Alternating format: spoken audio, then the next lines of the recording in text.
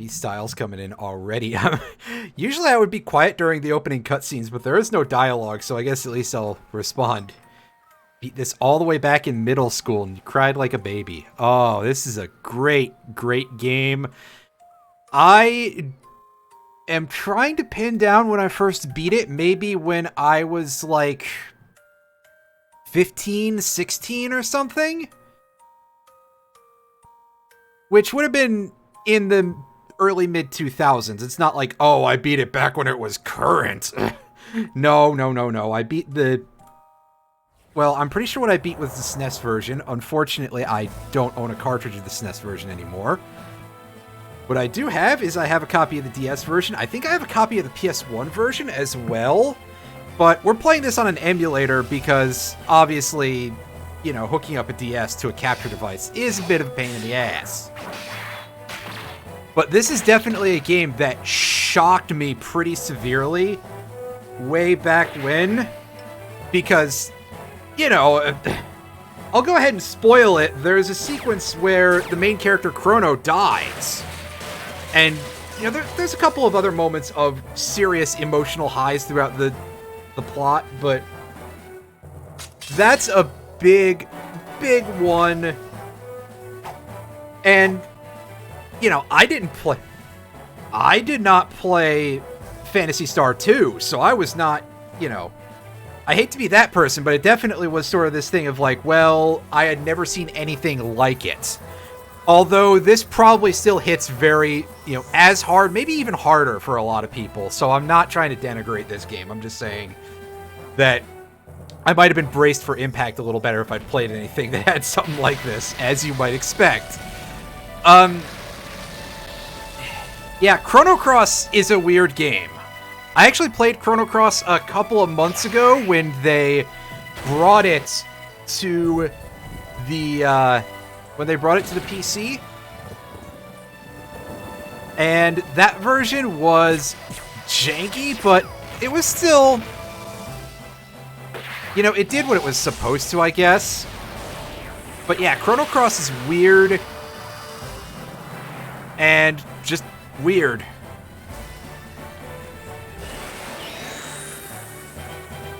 I'm surprised that this hasn't gotten, like, any more hardcore of a treatment than just, hey, we're gonna port this basically identical to the SNES version, except for changing the script here and there. One unfortunate thing with this version of the game is that you don't get the original SNES attract mode if you just let it hang there. You just get that opening cutscene.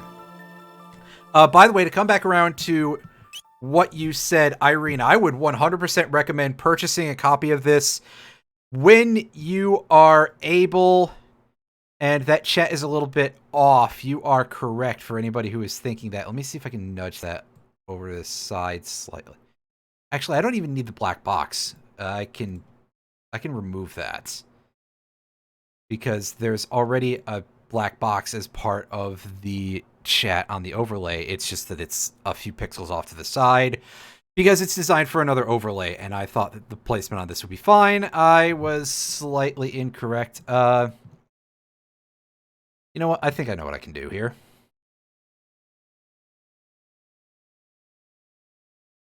Oh, no. Sorry, I really thought everything was fine. I should have tested this a little more, but we're all good. Anywho, let us take a quick look at what we've got for our settings here. All right. DS mode utilizes dual screen display and stylus input in an easy-to-use interface. Not so much with a controller, but I appreciate what you're going for. But yeah, this will move like most of our interface elements down to the bottom. We're going for the classic. We want as close to an OG experience as possible, albeit with the new content and the side grade on the script. I'm gonna go ahead and say that this is not a perfect job, but it does fix a couple of issues that there were in the original script. there were a few things that were translated a little bit wrong that kind of fuck Sword the tone pretty heavily. And not that this doesn't have things that are a little bit different in terms of, like how Frog speaks in any of the English translations versus the Japanese original, but I actually like I like the version of Frog in the Ted Woolsey translation the best. Battle mode. We've got active or wait, so do we want the timer basically to be running while we are doing things?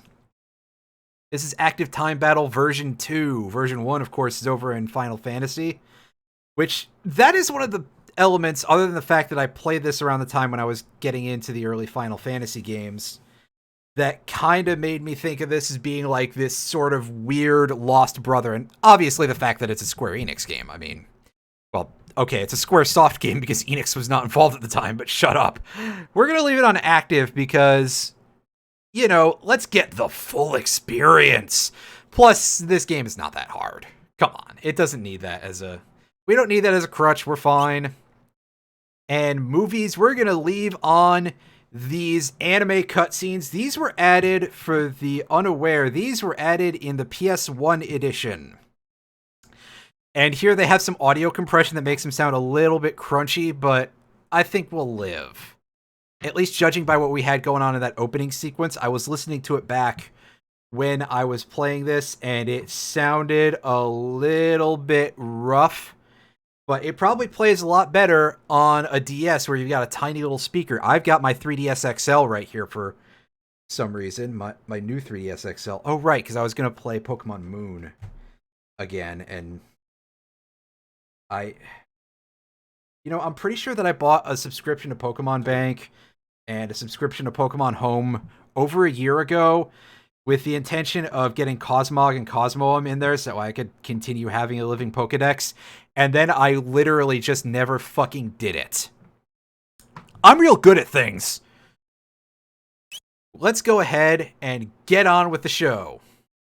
What's our name? Well, we're going with the default. We're going to be Chrono. There's a slight difference here between this version and the OG in that we have a 6-character limit for the name instead of 5. Much nicer. It's a little hard to describe just how much having space for one more letter makes things a lot better.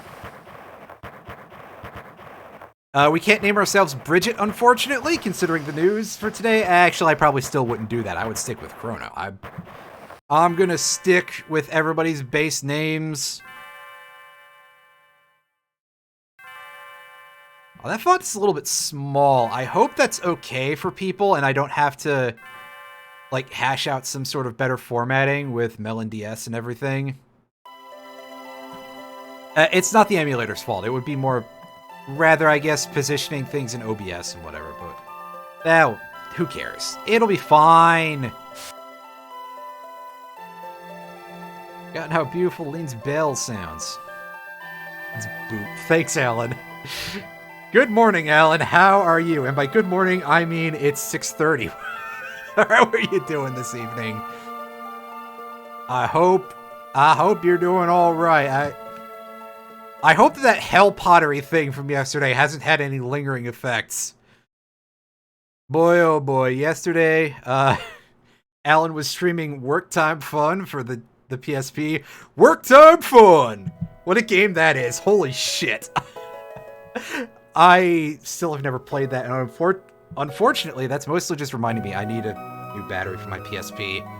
Because it kind of started putting on a lot of weight a couple of years ago, and that's a little bit dangerous to be using a swollen battery like that, especially the back popped clean off when it was sitting in a drawer, and I'm like, oh god, that's a little bit messed up. Oh, they're gonna give us a tutorial, huh?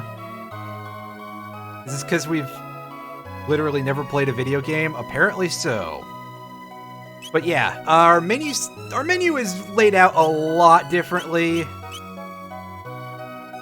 I always forget that there's a party option in the actual menu. Over here, we can take a look at our game settings. All this stuff is going to stay the same. How high can we jack that? Oh, that slows it down if you increase the number. Oops. We're gonna leave it like that. Oh, good God, of course not. At the very least, though, that was pretty short, and I think that what little other tutorialization we get is going to be quite minor. We are going to increase the speed of battle messages, however. If I start feeling like the game is flowing a little too slowly in battle, I'll jack the battle speed a little bit, and we'll probably end up floundering. We'll probably end up flandering pretty hard. No, we'll probably end up floundering pretty hard. Battle cursor memory, yeah, it's gonna all stay this. Cannot be changed. I don't know what this does. I actually, we'll turn help messages off. We've played a video game before. And here's another nice thing about the DS is that we can set on an auto run mode instead of having to hold down a button. It'll ease up a tiny amount of the tension of your thumb. New cursor memory, yeah, that can stay off. And we're gonna leave our films on. We can take a look at some window designs here if we want something a little different. Here, you want some classic Final Fantasy style. There you go. Some nice bricks. A very, very red thing. Crimson Echoes. Who's sad about that getting killed? Admittedly, I am a little bit, even if I talk a lot of shit. This just kind of makes me think of like a pool table. Or like probably more of like a picture frame with some sort of like green padding in the background, but I'm just gonna think pool table because, you know, green. I've seen a lot of pool tables in my life for some reason. Chrono, what do you got for equipment? You got a wooden sword, a hide cap and a hide tunic, and a headband. It gives him a little bit of extra speed. You can even see it right up there in the portrait. How about that? Don't worry that the art doesn't change to mess with you. However, the color palette of your weapons does change when you equip different gear, which is pretty neat. Oh, I bet you've heard it a couple of places before. We got nothing going on in the party here. Some very full messages telling us that we have nothing, which is kind of surprising. We can take a look at our 0 techniques, but we can find out that we learn Cyclone after we get 5 TP. Says, whirl about enemies striking others nearby. Wow, it's like an actual description. That's right, they did pad those out a little bit, so I regret to inform you, we are saying goodbye to Chrono's Fire Zone. I'm sure I just made Alan cry a little bit by mentioning that. But also, check this out. We can view some enemy data in here if we want to know if there's anything important we should be stealing from anything in the location, anything to grind out. But I think we're good to go on that one. We got like a radio sitting here, because the setting is a little bit funny. What do you got for us? Going to see that young inventress friend. I think you just made that word up. Her name's Luca. She's got a helmet and glasses.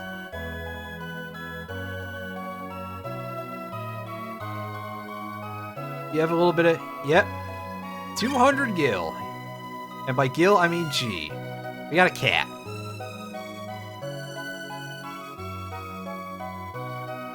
Listen, we're going to assume that Chrono's mother suffered some form of head injury, maybe? I don't know.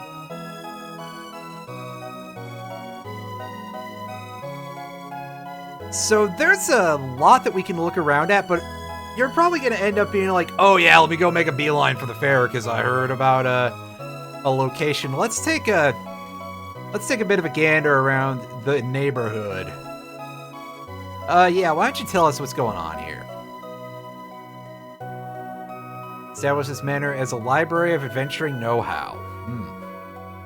Contents of the chest were placed by him for adventurers to use, so at the very least, we are not committing any crimes by taking any of these items. Very, very nice.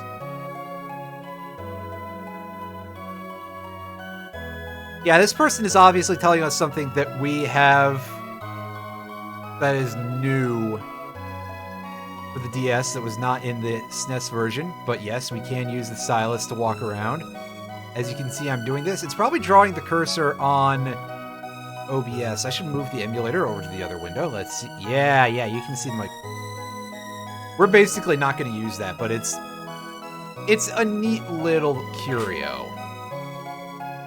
Grab a potion. In the original game, they were called tonics and stuff like that. Yeah, it was tonics for all the health items. I'm pretty sure the mana recovery items were still ethers. In one of the Final Fantasies of the time, ethers were called tinctures in America. I think it was only FF3. And by FF3, I mean FF6, obviously. Don't crucify me. I know my things, dang it.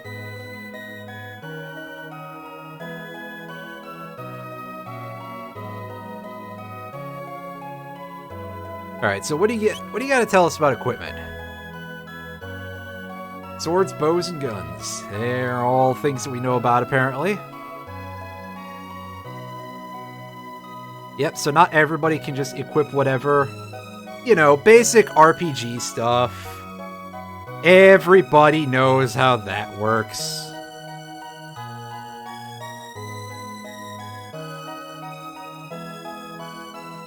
And here's a useful note, is that your ranged weapons are going to benefit more from your accuracy stat in terms of dealing damage, as opposed to strength for your melee stuff. Throughout the world are points where time's memory is deeply rooted. Very poetic. Our friend is describing for us a save point. This one appears to be non-functional. Oh, it's just a replica. It's only a model. Yeah, fair enough. Save at any time on the world map? Yes. Kind of the standard, but neat. And this is a thing that's pretty cool, is that while reading messages, sometimes you can walk around. Yeah, look at this. And if you get too far away, the message window will auto-close. Cute little touch. This game is one that wins out to me over a lot of its contemporaries, just for cute little things like that. Yeah, I know what a shelter does. It heals you at a save point. You got anything interesting for us in the menu shortcuts? Oh, it's just using a touchscreen. Oh, right. Yeah. This is probably going to be something that we don't ever end up using too much. But duly noted. Alright, what can you teach me about text?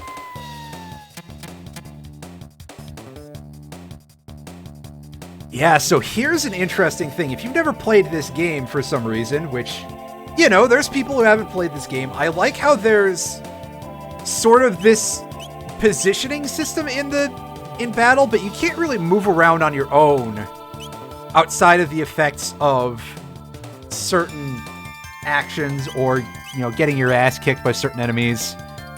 You know, there's some enemies that'll just pick you up and yeet you at somebody else, which is pretty great.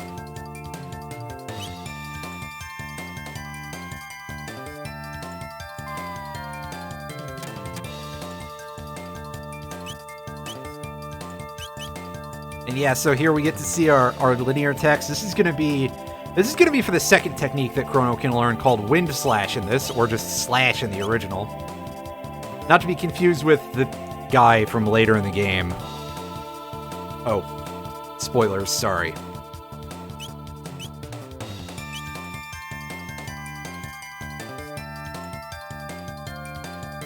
And yeah, this is describing the AoE effect of Luca's flamethrower, I believe. Yeah. Well, yeah, exactly. And this horizontal line thing, we don't see this until Falcon hit, I don't think. But I could be wrong about that. Don't quote me on nothing.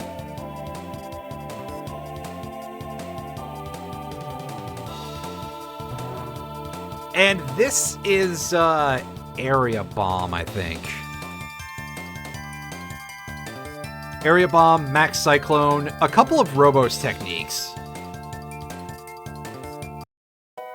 Fairly rare to see that happen, but we will. Alright, yeah, show us a tutorial about battling people. Oh yeah, Black Hole! I forgot about Black Hole, right. Because Black Hole is the instant death move, so of course I forgot about it. Hi Jack, how's it going? I'm currently teaching people how to hold a controller, Jack. I don't know how well it's going.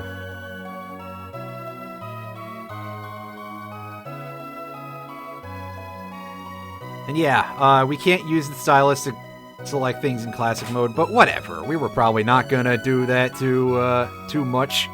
Doing all right. Glad to hear it. Share some insight. That's a little bit generic, but what do you got? Okay, yeah, beat up things to get better at beating up things. Gotcha. Now this is something that is very easy to not know about. In fact, I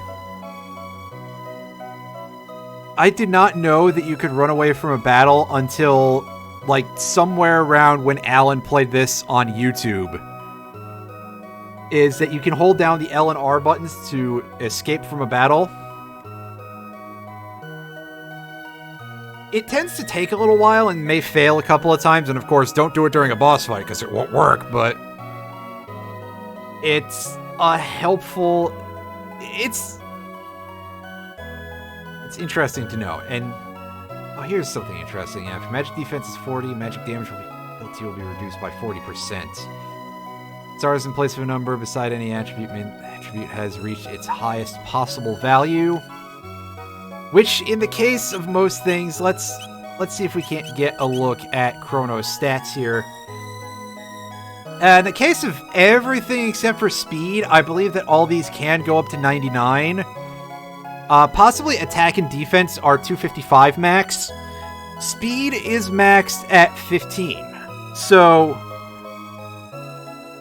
again, numbers that make sense from the powers of 2 minus 1 and being hex digits kind of thing, right? 16, okay. My bad. Yeah. Although that, again, kind of makes sense from the hex digit thing. You're just bumping the value up by 1 from there, basically. But I don't believe it's possible to have a speed of 0, because you can't really reduce it, can you? At least not like that. Alright. What can you tell us about status effects? There's a couple of them.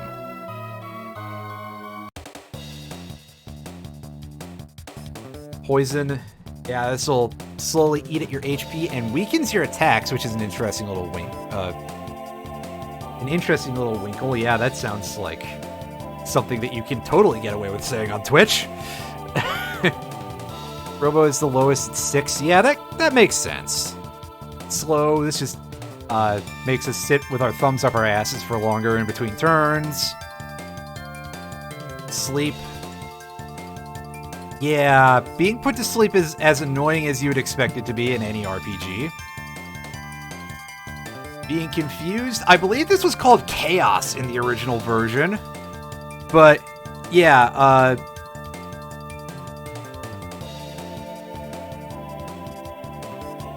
there's a couple of status effects, but, like, the one that you actually have to worry about, which was called HP down in the original and is called SAP in this version, is, like, not displayed at all. There's a couple of places where we can get hit by confusion, sleep. There's a very tiny amount of places where status effects are like, hey, suddenly this is the entire gimmick of the fight because they're that rare. This could be a little tough on friendships, it said in the description, by the way. Blind, I don't think I remember this coming up at all. Oh yeah, Lock All is the other one that... so, we've got a version of Lock here, which is you prevent the usage of your techniques. It's silence, basically.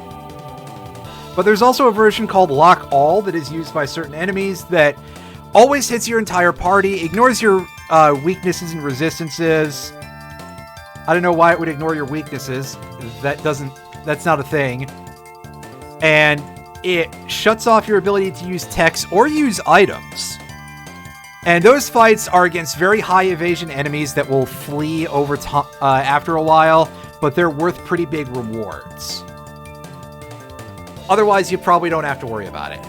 Stop immobilizes and disables you. I remember this being more of a thing that you do to other people, mostly with the plasma gun or whatever it's called that Luca has in the future. Plasma! So yeah, not a hugely terrific amount of importance to these status effects. You know, it's not exactly... It's not exactly like a Shin Megami Tensei type of game. Do you have anything else to say here? HP is reduced to 0, you'll be KO'd. Ah yes, the revives are called Athenian Water in this, which is multiple layers of strange, beyond being a strange name, and a strange rename choice, and interesting to not keep any of the, like, Phoenix down type of nomenclature or anything like that, or even just keeping them as revive. It also carries the implication that Athens exists in this universe, but only very specifically that. Like, oh yeah, Earth isn't real, but Greece, yeah. Why the fuck not? I will bring this up, like, anytime we play an RPG and that's a part of the setting. Just so we're clear, that is gonna be a very commonly mentioned thing from here on out. I mentioned it once during Star Ocean 5, but now I'm getting to mention it again. Let's take a look at Luca's house.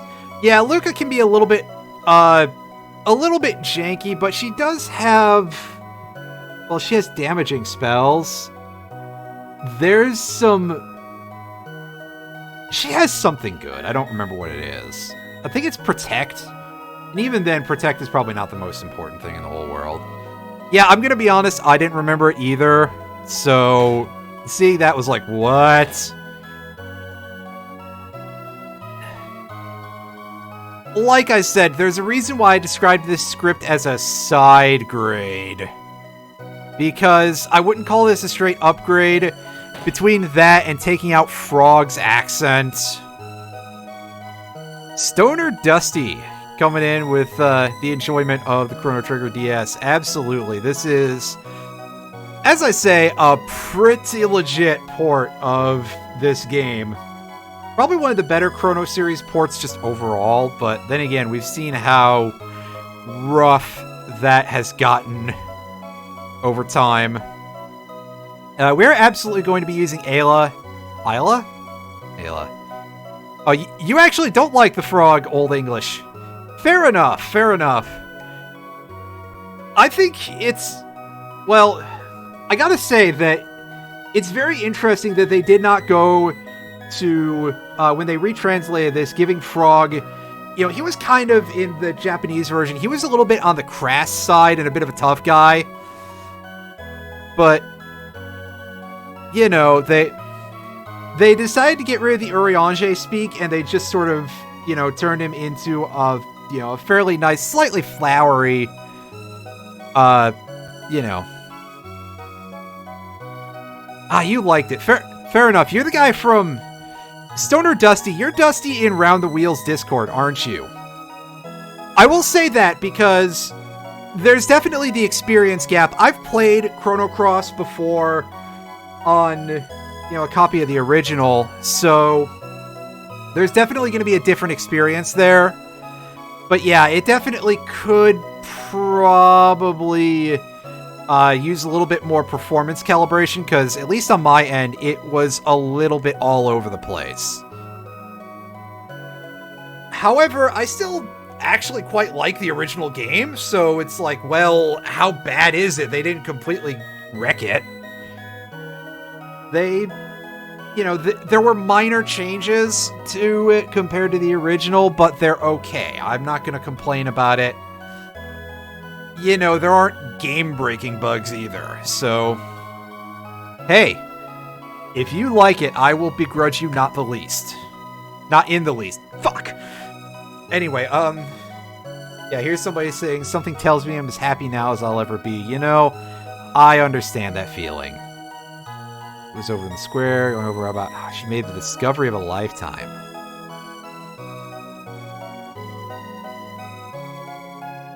Oh, they didn't fix Pip? Well, guess what I didn't look into to find out that that is the case. That's a shame, but you know what? That's a minor problem, all considered. I think they fixed evasion, though.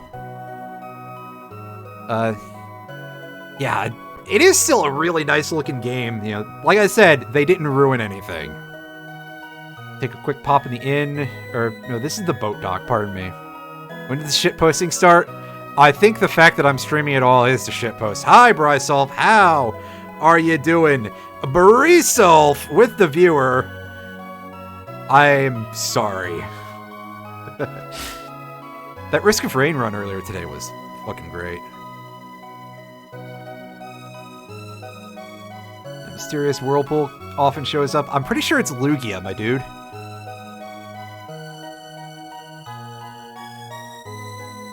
Oh, I think Fritz got horribly lost, or maybe he got arrested for doing nothing. We don't need to take the boat. Oh yeah, Radical Dreamers is very interesting. I gotta do some more digging on that at some point. In fact, I probably should reinstall the PC version just so I can take a quick look at that and see how that's doing. I did put in a new hard drive recently, so I got more storage space. Yeah! Just chilling at the moment. Glad to hear you're doing all right. Hey there, Iron Fury. Everybody dropping in today. Holy shit, it's busy. How are you this evening? Let's take a quick look in the inn and see if there's anything going on in here. Oh, that was bad. Yeah, I think if we sleep through the fair, we're going to unlock another ending that they didn't actually program into the game. It's relaxing playing some Elder Scrolls Online. I've heard some pretty decent things lately from people about Elder Scrolls Online. I am glad to hear that y'all are enjoying that. Alright, here's 10G. What do you got for us? Oh, we know that song. That's on another part of the world map, so maybe we don't know. I haven't been to the fair yet. What do you got? Oh, I said yes. Oops. We're doing the Moonside response thing for those of you who have seen Earthbound. Alright, so what do you got to say?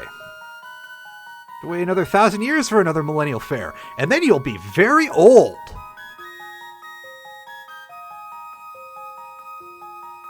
Festivities are in Lean Square, just up north. We will absolutely be checking that out in some time. Remember that earthquake we had the other day?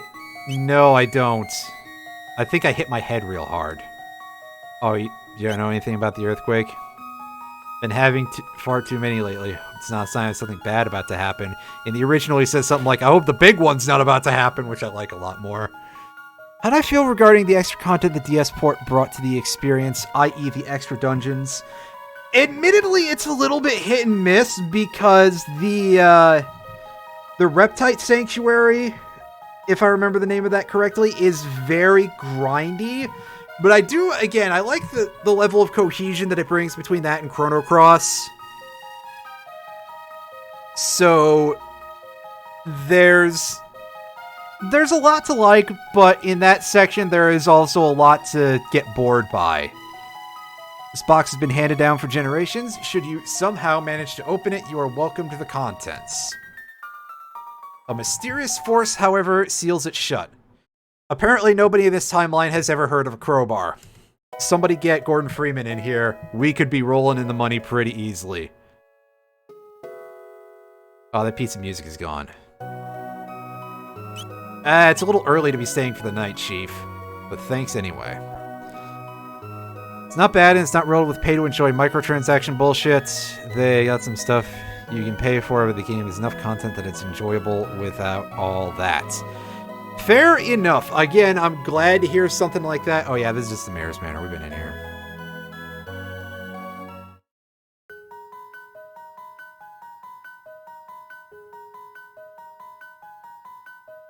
Well, he had like 50 of them. Yeah, he sure did. Remember when he just blew up Mythos Mithrix's... Shit. Remember when he just blew up Mithrix's first form? And it was really funny? And then we still had to fight Mithrix's last form because we fucked up.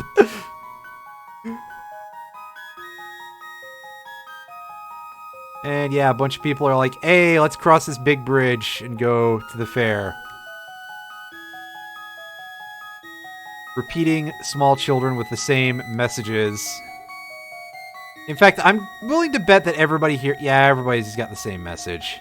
As we get to see a lot of clones of this small child. Game to come home from work.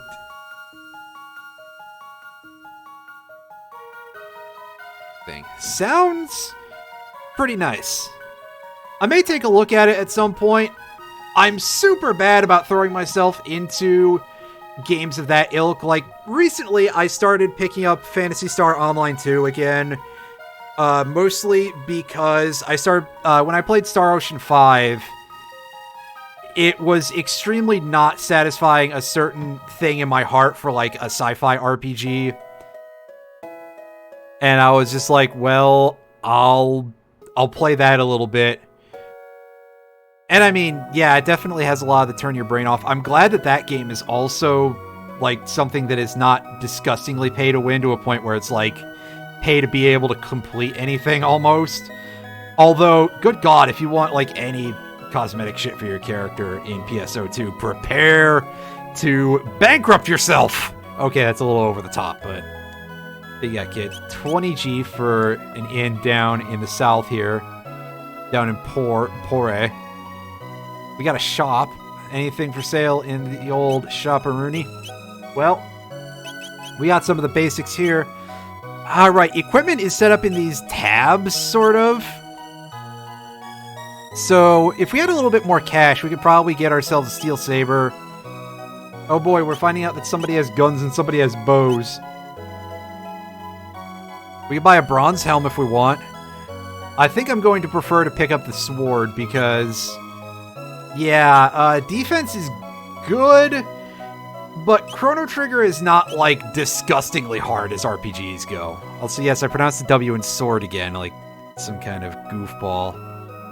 The snail stop. Well, I'm not a snail, so I'm not going to stop there yet. Anything going on in the residence? Fair enough. Don't want any burglars to come in here.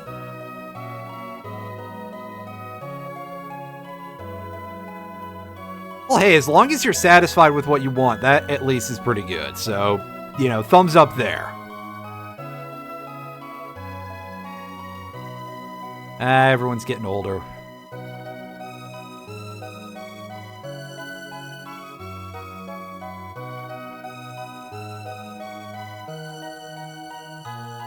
I understand.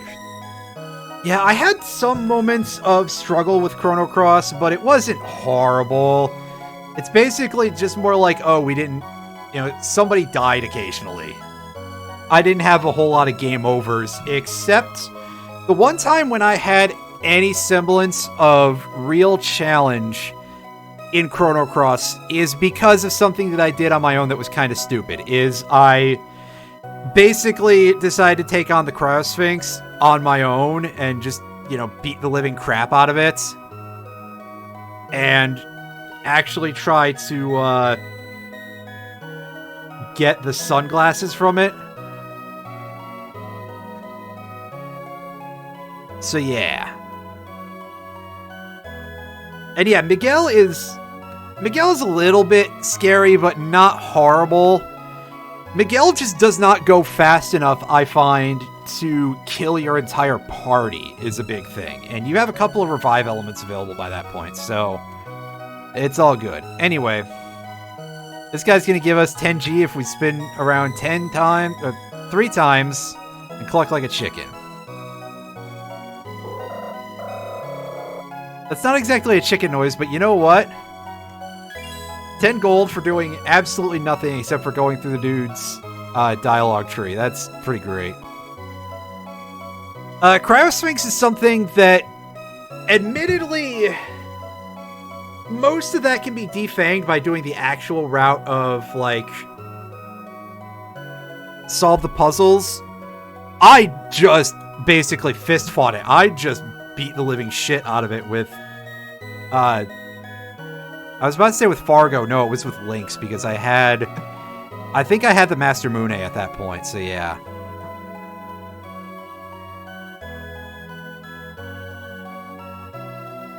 Yeah, Dario, definitely. That's a good fight.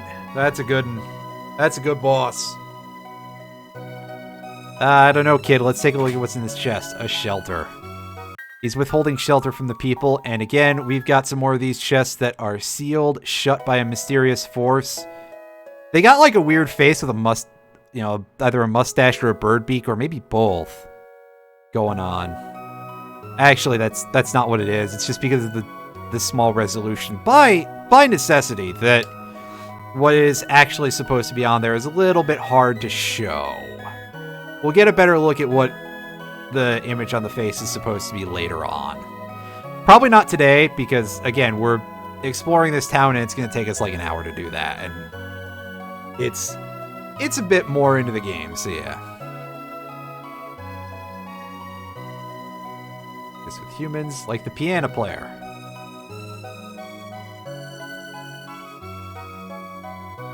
Named Fiona died trying to revive the great forest that once flourished to the north. I wonder if that's something we'll be able to... Oh, yeah, of course it is.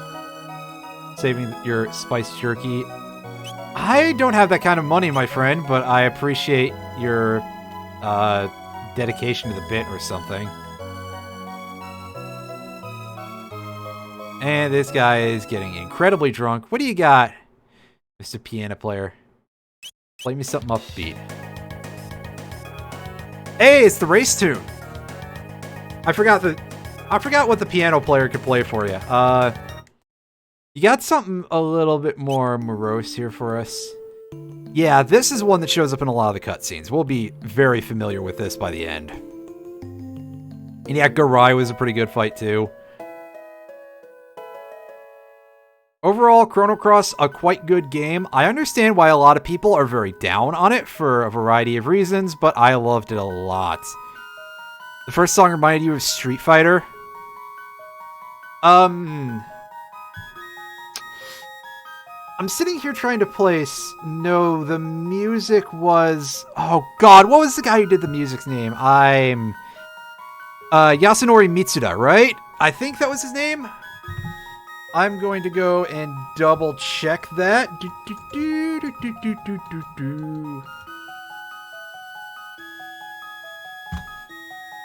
Yeah, Yasunori Mitsuda. Oh, they got a really good picture of him up. I'm looking to see if he touched like any of the Street Fighter stuff in any way here. I don't think he did.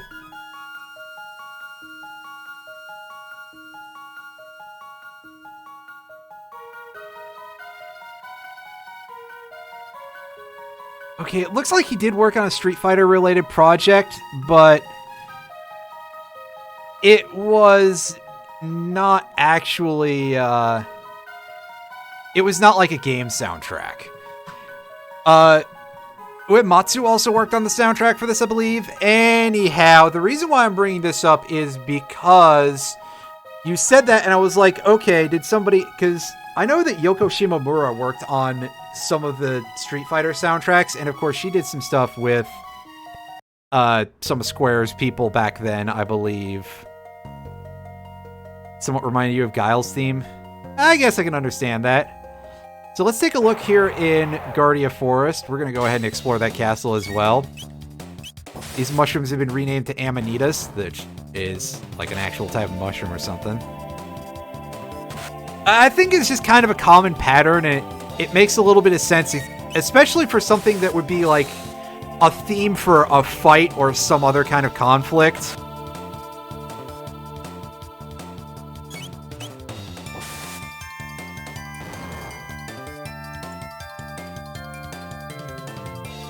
And yeah, Dusty, that is absolutely true. Cross equally begs you to not ask questions and to have played Trigger. It is...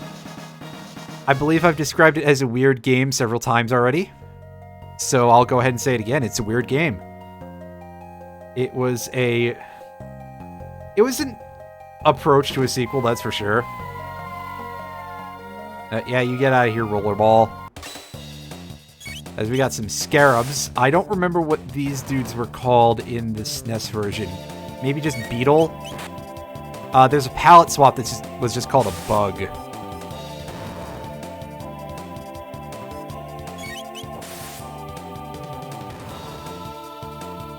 Handful of rappers that rapped over trigger music samples. Yeah. There's definitely a couple of those that have been out there.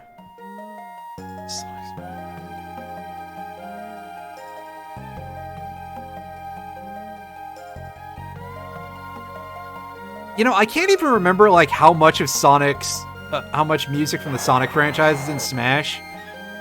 There's a couple of tracks that I gotta say, if they aren't in, why the fuck not? Like, a big one for me would be the showdown race against Metal Sonic in Stardust Speedway, which is also the Stardust Speedway Bad Future theme. The one from the Japanese version of Sonic CD, although the one from the US version of Sonic CD would be pretty good too, but that is just such a great track that I'd be very sad if there wasn't a version of that in old Smash Brothers. I do own Smash Ultimate, but I haven't played it in a very long time. Like, I think the last time I played it was sometime around when they released Banjo. And even then, I don't own the DLC, so that was me playing on somebody else's hardware. There's definitely a lot of music in Smash, but there's also a lot of things that are kind of lacking. Like, there's not a whole lot of Final Fantasy music in Smash. Like, there's 2 tracks or something, and they've got 2 characters in that, which I think there's plenty of room to have a whole lot more. Very few remixes and just using the original versions. Oh, that's unfortunate. I mean, there's a couple of cases where that is not bad, because a lot of the, you know, once you start getting into the CD quality era, or basically anything above just raw 16-bit PCM audio, I don't remember offhand what the sound chip is for the Sega Genesis, but once you start getting above that, you start really, you know, a lot of that stuff does actually kind of slap. So, like, if they're just putting in, again, just raw the Stardust Speedway Bad Future, or a lot of the Bad Future themes, or a lot of the tracks from Sonic Adventure 1 and 2, you know, fair enough, but I don't really know what the status is on a lot of that stuff. Oh, absolutely. Guys, can I at least, like, heal while I'm here? Or am I gonna have to use an item? Because my HP is hurting a little bit here. Let's use a potion real quick. Yeah, licensing issue is definitely, that can definitely be quite the problem.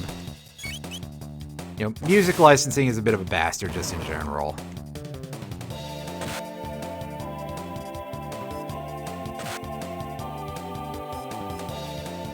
Excuse me. Oh, I'm sorry about the sneeze. Usually I mute the mic, but that time it really crept up on me. I would love to have even more, which, it's one of those weird things, right? Where it's like, oh, if there wasn't a whole lot, I'd be satisfied if they had the right things. But then they have as much as it is, so something that is absent feels conspicuously so, right?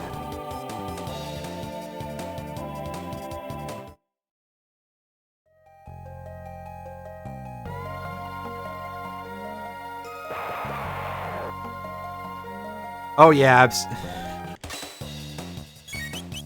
SNK's sound department absolutely are fucking geniuses, and so bringing in, like, You know, bringing in an entire music library almost with Terry Bogard is definitely something to make me smile.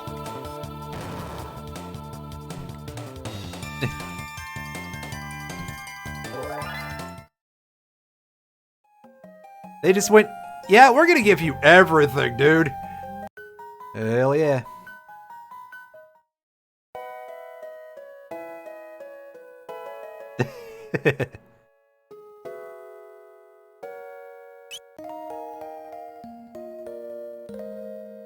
Remix. I like the way you think. Anyway, yes. Time has not moved forward even though we have taken a nap. The Millennial Fair is still going on. It's still waiting for us, folks. That's right. No game over for us yet. Let's go in here and see what's up.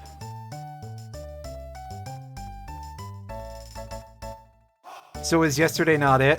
You would have told me the same thing if I'd shown up yesterday, wouldn't you have? Alright, so we got a shop over here. We've got the standard stuff. And no equipment for us. It's alright, you can just have my paycheck. Alright, so here's our armor seller who's got a padded vest and a bronze helm for us to pick up if that is our desire. And oh, here's somebody with a unique sprite. What do you got for us, sir? Melchior the Swordsmith. Might I interest you in one of my fine blades? Got quite a stash on him, too. We got a bronze blade. That's not quite as good as the iron sword. But I don't feel like going all the way down south to go pick that up. And we got this silver sword here. That is fairly potent. But a little bit outside of our pay grade right now at 4,000 gil. I'm going to keep calling it gil pretty often, by the way. My apologies. Whenever I say gil, just mentally replace it with gold. Or pretend I'm talking about somebody named Gilbert. That'll be normal. Chrono never uses a shield. That is correct. Chrono is not somebody who is all that interested in defense.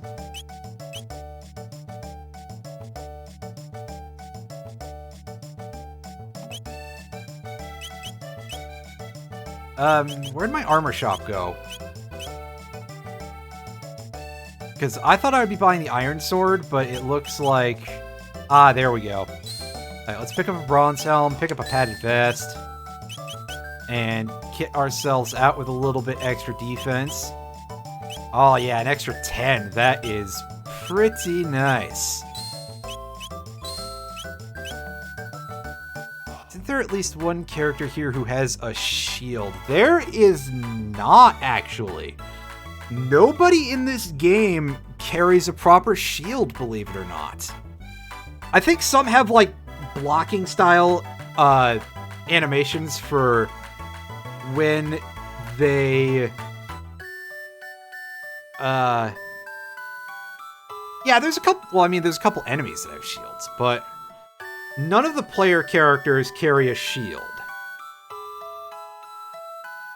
And not even, like, in any of the official art. Like, I think that Robo has a little bit of a disc thing strapped to his wrist on one of his art, but he also has an arm cannon in that, so that doesn't mean anything.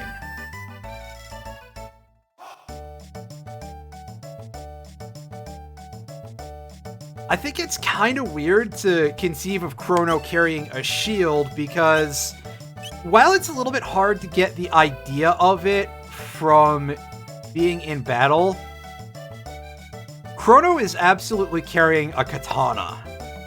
You know, it's not just like an ordinary longsword or anything, and any references to such are translated out of this version. But, sir, go ahead and clip around us. Here's a cat. Some child has lost this cat. Unfortunately, it's now blocking us, so we can't go around it.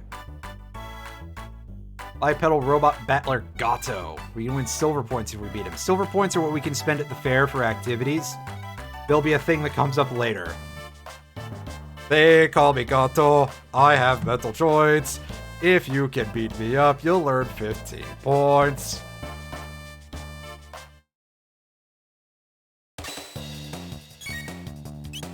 Oh, I didn't even remember that. But yeah, you can sort of see that Chrono's got a very thin... If you squint at the shading just right, which is going to be very hard to do on the fly, you can sort of get the idea of how edged it is. And you can see a little bit of the curvature in sprites from certain positions.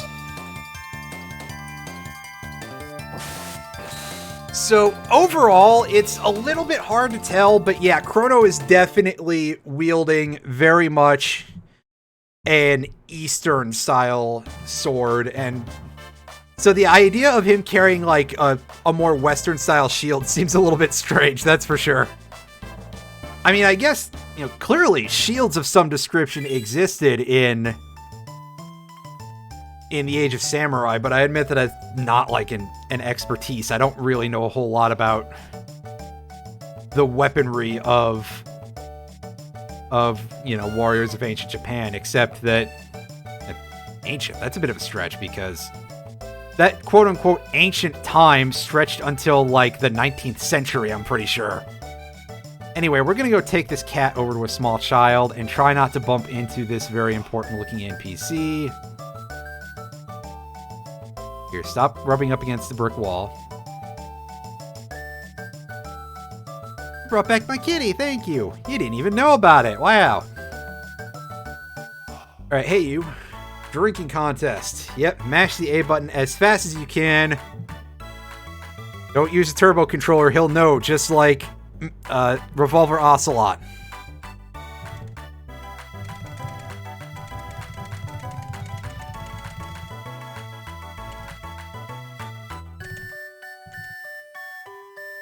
Seven, it's definitely, I am not like fast enough to mash out all 8s.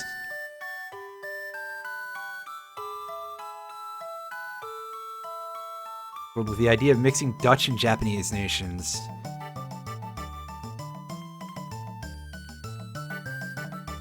Dutch, huh? I didn't actually know that specifically. That's pretty neat. That's a bit of an interesting little piece of information here. Yes, we got some caveman dancing going on here. Oh, I didn't want to leave yet. Neat little piece of music, a little preview for something that'll probably be in like 800 years. And use the X, Y, L, and R buttons to dance along, huh? That's just him climbing a ladder, isn't it? And he's like swinging a sword, but with no actual weapon. There he is doing the chicken laugh.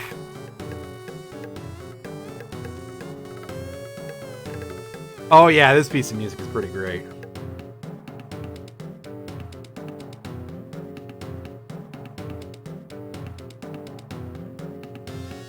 These guys pounding on their logs. Anybody got anything amusing to say up here? One of them like, I do not belong here whatsoever. Nothing for us today.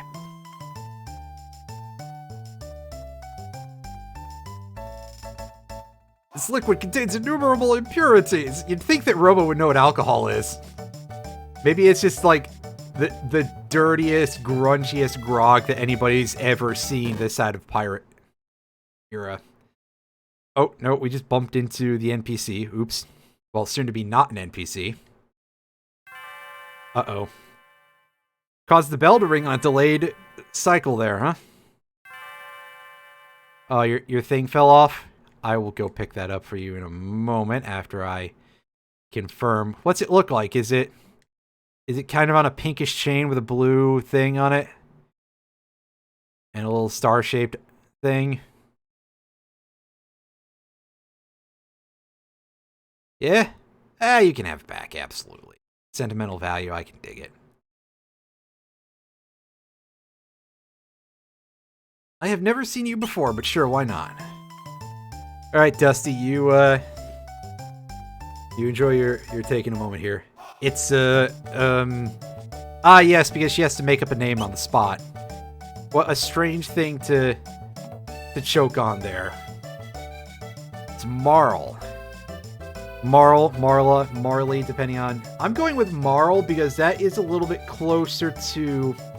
In fact, I believe that Marle is the the way it is spelled on a lot of Japanese exclusive promotional materials that had the names listed out in English. Well, yeah, I'm not saying like he's Bender or anything, but you know, the various types of alcohol should be fairly recognizable. Like, you know, Robo should understand what ethanol is and the fact that the liquid contains however much of it does. As much as paint thinner or something. Oh, that'd be a little bit overkill, actually. And wait a second, that's not... Ah, fuck, whatever. Anyway. Let's take a look around. We've got these two funky junks here. Preparations are still underway. I don't know what you're talking about, but sure. Yeah, we got 15 silver points. We can buy some money with that if we want. So this gives us a decent way to farm up to the silver sword if we would like it. I think we'll be able to get away without doing such a thing. Have I heard the gossip? No, what's the deal? The king is tearing his hair out over his tomboy of a daughter. Oh yeah? Oh, well, never you mind then. Yeah, Chrono is probably too young to be out here talking about this shit between a bunch of old fogies. Big war hundreds of years ago against the Fiend Lord's armies, huh? Yeah, it sounds like they would have interfered with the whole Kingdom of Guardia existing for 1,000 years thing. What do you got, buddy? They buy accessories if they're in good condition. Think about selling him an old pendant? Sir? What do you got about this? Jeez, that lady is selling her pendant to me? I'm gonna say no, because you are jumping at the chance a little bit too heavily, my friend. Yeah, sorry, buddy. So I don't remember what is the thing that is the trigger point if you just have to talk to this shopkeeper or what. But this fellow will tell us that Luca's device is all set up. We're still not 100% sure what Luca's got going on here, but you know what? Let's find out. I want to get candy.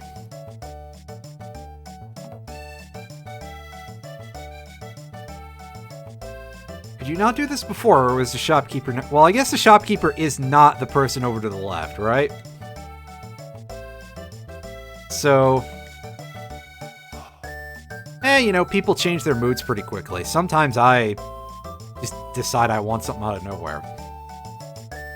Hey, aren't you the mayor of... Oh no, this is somebody else. It's the not unique sprite. Our first ever hyperdimensional transporter is the invention of the century. Oh, you were mining all kinds of ores for days on end for that shit, were you not? Simply hop up here, and you'll be teleported here. Gee, I hope it has a better range than 5 feet.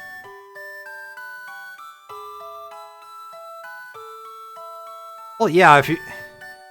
Listen, you've watched enough of my streams to see the garbage I was playing for the last 2 months.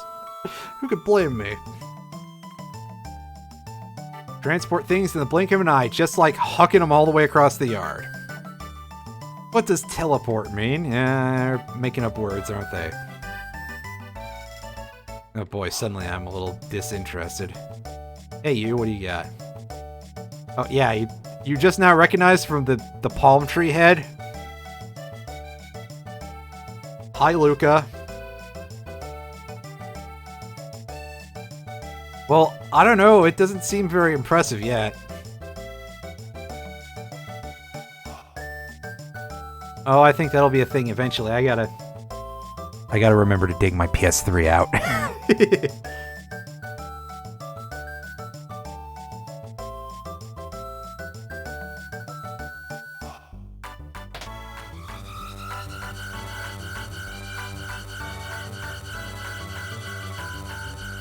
And Tabin's got to bonk the left thing with a hammer, while Luca just sort of does a threatening dance to the other one. Ooh, amazing. Yeah, they're impressed, maybe. I think they're just pretending to be nice. Yeah, I know, right? I went 10 feet over to the side.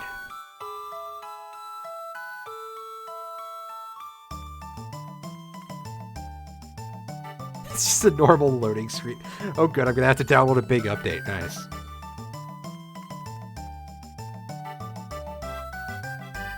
I don't know about that, Luca. Well, Marle wants to check it out.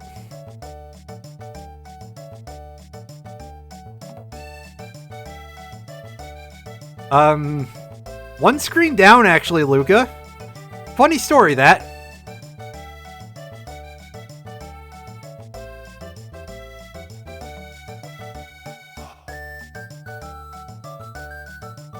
Alright, and we're gonna go through the sequence here.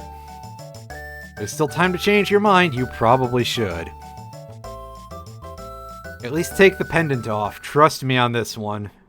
Oh, oops, spoilers for something in about 2 minutes. Less loading from using a Gatling gun. Oh boy.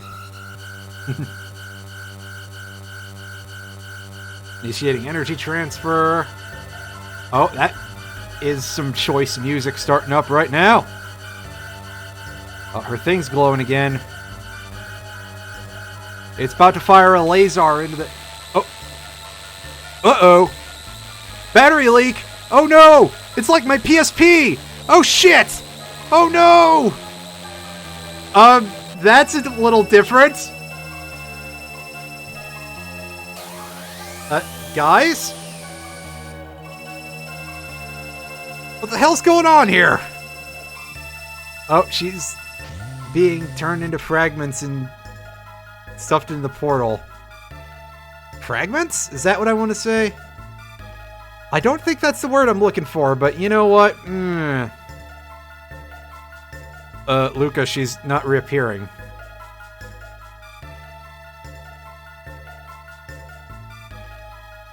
Show's over, folks. Move along. Oh boy, wait until I tell you her real identity. You guys are gonna be shitting your pants.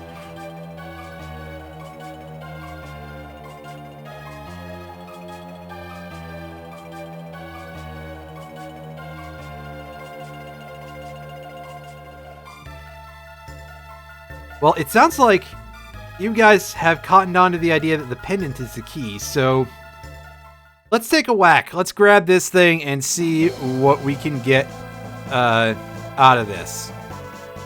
If anything.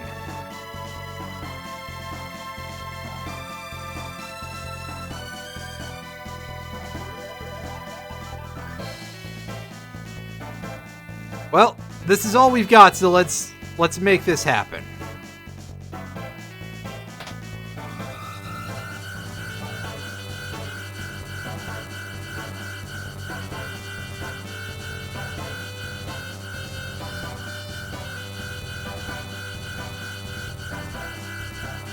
I need more plasma!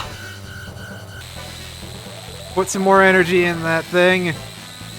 Insert more batteries until eventually it just fucking explodes everywhere.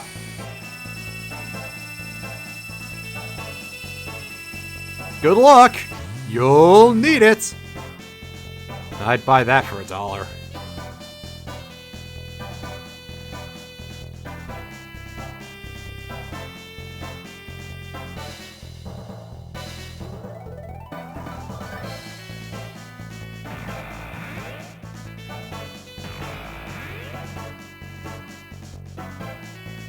Huh, I'm not exactly sure where we are, folks, but it's a place, alright.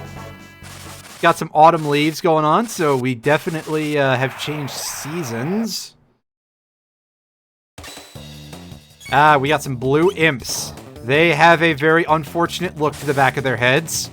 Let's get that out of the way right now. And honestly, the front of their heads, too.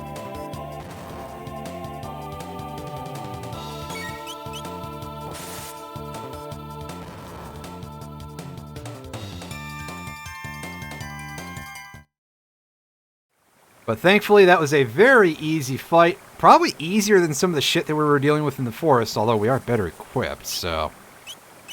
I want to take a look at 66 in order to learn Wind Slash here. Or perhaps it's Wind Slash if you're, if Chrono is a wind-up robot. No, it's Wind Slash. And here's a neat little thing that was added to this game, is that we can see this little icon over... Where's my mouse? Yeah, right down here. Oh, is it not gonna... Okay, I gotta click it, right. Right down here, there's a little element indicator in the descriptions of moves that have elemental damage on them. So, for example, this is a light element move. Elements are a little bit funky in the Chrono series. In this game in particular, we have light, shadow, fire, and water. And I mean, fire and water kind of makes sense. Marle manifests water through ice. Oops, spoilers. And somebody else, which, spoiler alert, it's Frog, manifests it through water, as you'd expect. Whereas the light element covers both holy power and lightning. And dark is... Well, dark is dark. There's a lot of things that get unaccounted for through that. Chrono Cross used a much expanded element system that allowed it to cover for more effects. Like, for example, there's no real element for, like, an earthquake type of attack in this game. You know, if somebody flings a bunch of fucking rocks at you, that's just kind of null damage. Meanwhile, in Chrono Cross, you at least would have yellow. And that would cover your earth damage. But then again, there's only 7 characters in this game, and magic learn pools are not particularly large.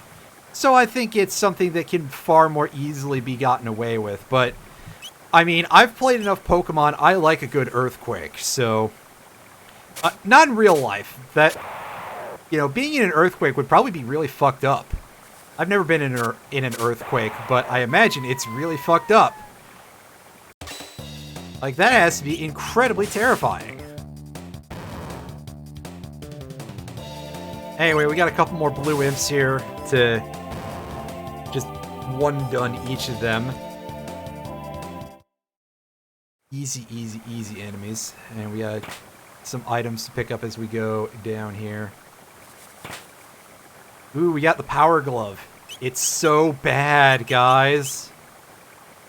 Actually, trading 1 speed for 2 strength does kind of sound less than ideal, so I'm going to leave that in the back of our pocket for a little bit. That might be something that we choose for somebody else. Excuse me. If that somebody else does not, in fact, have more gear of his own. Alright, so let's take care of these blue imps, because I believe this Roundillo, which was called a Rolly in the original game, is gonna take 2 hits to kill anyway, because I think it has... No, I'm probably thinking of a different enemy entirely, because I'm like, that thing's gotta have like 50 health, right? And the answer is no. Basically the iron boots. A little bit, yeah. A little bit, yes. Alright, so this kind of looks like our hometown, huh? Just things are a little bit different. Things are looking a little bit more olden. We got quite a clearing here, and a strange building. What do we got? Manolia Cathedral. Let's have a quick look here and see if anything's going on. We got a couple of... Well, we got some nuns. I guess that's what you'd expect out of a cathedral, really. Tiny little stained glass window there. What do you got for us? Why not say a prayer for yourselves? Hee hee hee. I'm not exactly the sort. On the weak and undeserving. Might reclaim the future for ourselves. Delicious, huh? Oh, yeah, this is just like something that I've seen on certain websites. Pray for the peace of our world. I was gonna say, you don't say a piece of the world pun, which I think was a thing in earlier in the original version, pardon me. So let's start poking around the houses in the neighborhood here. A millennial fair here. Have you been in your cups? Good phrase. Have you been in your cups? That's a good way to ask if you're drunk. Kingdom is only 600 years old! Yeah, so it would be a little early for a millennial fair, but I guess that pins us at 600 AD, huh? Scarce remember the days before the war against the Fiend Lord began. Ah, yeah, somebody was talking about that at the millennial fair. Oh, boy. We've been sent back in time to a very critical point in Guardian history, haven't we? Oh, I get why the kingdom is called... Oh. What do you got, Chief? And to buy some... What? Make sure you equip your gear. Yes, thank you very much. Yeah, there's nothing here for looky-loos, right? Wait, no, that's Earthbound. Bronze Blade. I see you've got a gun all the way back here in 600... Well... I mean, if we're in 1000 AD as the base time, you know, place that at, like, 1995, do some math. We're at, like, 1200. Okay, that's a little bit early for gunpowder, especially in a setting this European. Like, I think gunpowder was first developed in, like, in China in 1350 or so. But... you know what? Close enough. It's not that weird, I guess. And we've got the other gear that we've already picked up. We are actually all set. Thank you anyway, sir. What's going on in this house? This is no mayor's manor, that's for sure. We got a bell. Banta, the village blacksmith. You're forging this bell at the king's behest. Vanishing Act, huh? Founder in the canyon up north. Ah, yes, if we just run into this dude, he'll start hammering his bell real fast. They didn't change this from... This is a thing you could do in the SNES original, by the way. Alan's streaming right now, but he would be delighted to know that. And again, he's played this version before, so he knew that. He wants a daughter both clever and fair. Well, as this is the future home of the Lucas, I believe they will eventually have what they want. It's not as bad as how weird... Yeah, you've got a point, because I remember that, like, Skyward Sword had this... Skyward Sword had, like, a coal mine dungeon or something that was kind of steampunk, which is sort of a wide gap between a lot of the other games. And it's just all over the place throughout the franchise. Zelda in general, you know. Odd series sometimes. What do you say? You some sort of simpleton? Even a half-wit should know this land for Guardia. Well, listen, maybe I got hit in the head real hard, okay? Of course I did. Grace, stop wandering around pestering folk with moronic questions. I'm expecting like a Bender voice coming out of this guy.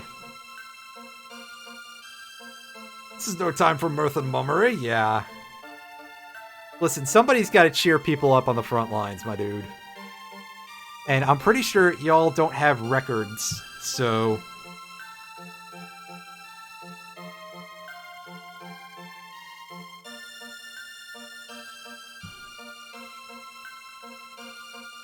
Yeah, I mean, the hook shot is something that would be quite simple. It's a grappling hook, but they've learned what spring steel is. You an outsider too? What do you got, Chief? Here's 10 gold for you to get drunk, sir. About the missing queen, huh? Travels have taken you to the cathedral in the Western Wood. Something most peculiar about that place. You don't say. Unfortunately, we've already beaten him to the punch on this one.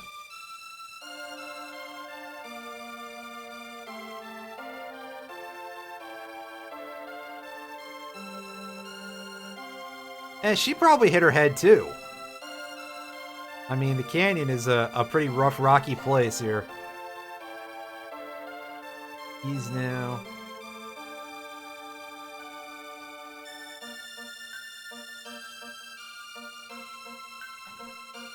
I would probably be a little bit asking questions right now, my friend.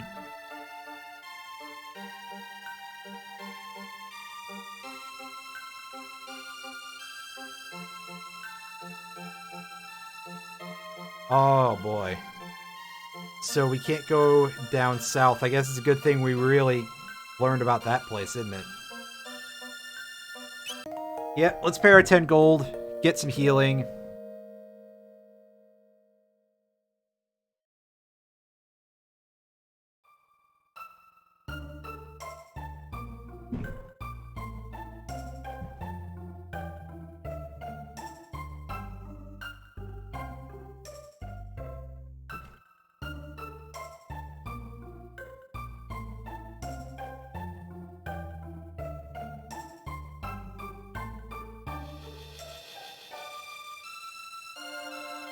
Yeah, there's definitely that's right, PH Phantom Hourglass and Spirit Tracks. Spirit Tracks just being kind of a strange one in general because it's a Zelda game very heavily themed around trains. And, you know, that certainly doesn't hold a whole lot of a place that you would expect in that sort of a setting.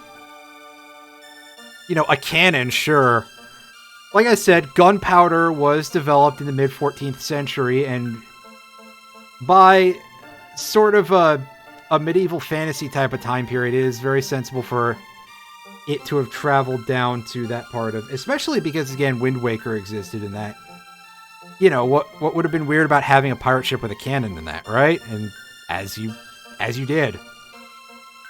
And again, I know it's kind of ridiculous to make the comparison between the real world for something like that, but, you know, we're rolling with it because it's the closest we've got. And yeah, just bombs in general. That's, you know, a cask full of some sort of exploding powder. So there you go.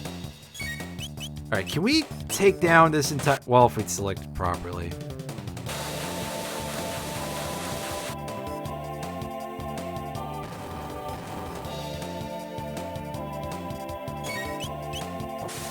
I mean, I suppose... So, it has been a hot minute since I've played Twilight Princess, but I guess, you know, like a big Iron Bertha type of cannon sitting around in a siege type of position is a little bizarre, right? But I do remember that Skyward Sword had some technology levels that were unusual, to say the least, for the franchise. We're mostly talking about Zelda and the sort of tech level that it exists at, and how variable it is. Okay, so I think these dudes are the ones with... No, they have like 30 HP then. Never mind. I thought they were a lot sturdier than they are. But up to a point, we are also... I'm just sort of using that real-world comparison because, like I said, I know that that's not necessarily the most sensible option because it is fantasy, but it's as good as I've got at this juncture, so... You know...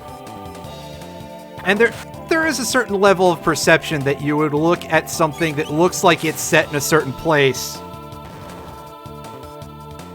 and if it had certain things, you'd think it would be a little weird. Like, if somebody was around toting a laser gun in this game, you might think... Oh, wait, that's... We're jumping ahead here. It's like the robots in the tower in Final Fantasy 1, I guess, is a little bit more timely, because that is this massively out-of-place sort of thing.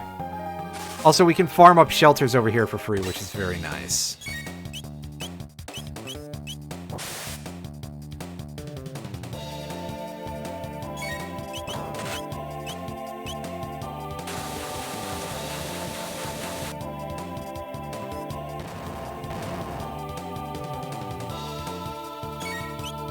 And yeah, I guess you have a bit of a point there, right? So...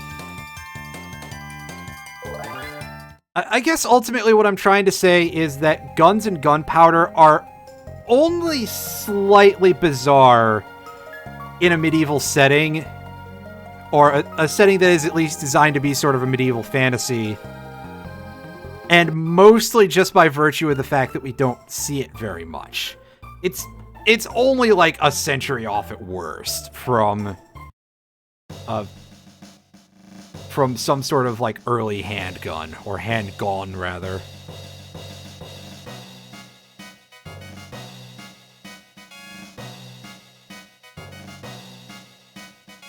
I've not seen your face before, and those outlandish clothes!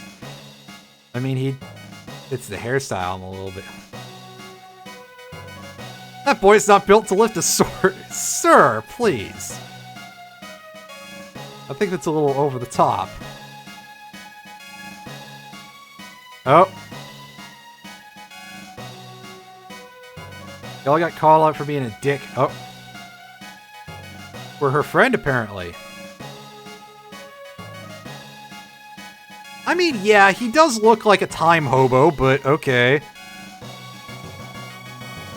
Could have had a version of Chrono Trigger where you improved Robo by finding upgrades in weapons. That would actually be a very interesting mechanic. I've never played Live Alive, and I don't know if I've played any of the Saga games, and if I haven't played them in a very long time. One of the Game Boy games that was under the Final Fantasy name, I forget if it was Final Fantasy Legend or Final Fantasy Adventure, was part of the Saga series. And I know that I played a little bit of those way back when. Again, I was in sort of this place where my understanding of RPGs was basically that they were all Final Fantasy, except for like Pokemon and Earthbound. Oh yeah, the golems in Legend of Mana. That's a whole other interesting thing, because of course those are entire things you build on your own. They're not like fixed characters or anything. Yes, we could definitely use having our HP and our mana back.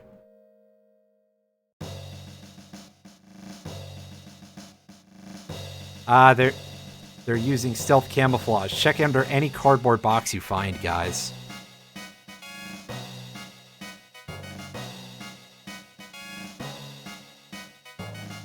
Unfortunately, Xenon Bridge has been absolutely toasted, my dudes. However, I suppose at the very least, if they can't get across, you know, if none of them know how to swim... I've heard of a Sir Cyrus. You sure about that, my friend? Long ago, a vile beast named Yakra lurked in the western forest. People were loath to wander near. Since the cathedral was built there, no monsters have been seen. That's a little suspicious. Unless you have stories to tell me about Yakra being slaughtered. Yakra? So Cyrus. Yep. Commander of the Knights. Being a lone friend embarked on a quest, no one has heard from them since. Oh, they probably had a bad time with the Fiend Lord guy, huh? Let's take a look around the rest of the castle.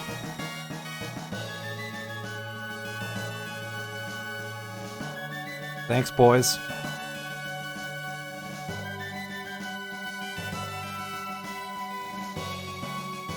Yeah, dude, we're pretty cool like that. The dining hall is down below. Alright. Stay out of his way unless you fancy a tongue lashing.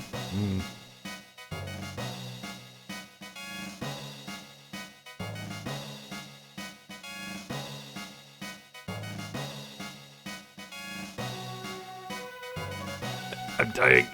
I'm dying of hunger. Somebody get this man into a chair. Up he goes. That is definitely an animation yoinked straight from like FF6 or something. Worthy of at least 3 stars. I see you got that sort of rating system around here too.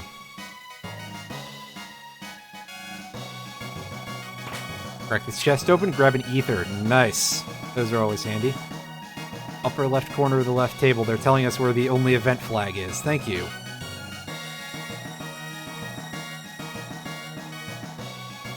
Oh, I've heard this guy has a powerful...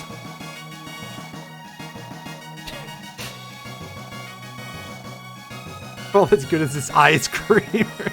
So oh, man, this game is real good sometimes. Oh. Hey, Goldman, what's up? Here comes the rest of the crew.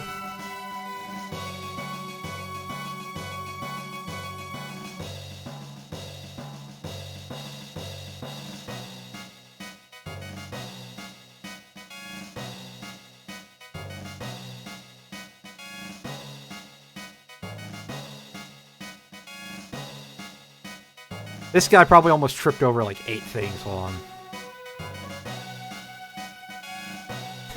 I've no stomach for meat, brains, and cowardice. What an asshole. Like, I get it, dude. It's energy-burning work, but also, like... You know, you gotta cook things through properly sometimes, otherwise that ain't great for them. And yeah, looping back around to the earlier discussion, absolutely, Square had some pretty neat ideas in a lot of these games. I'd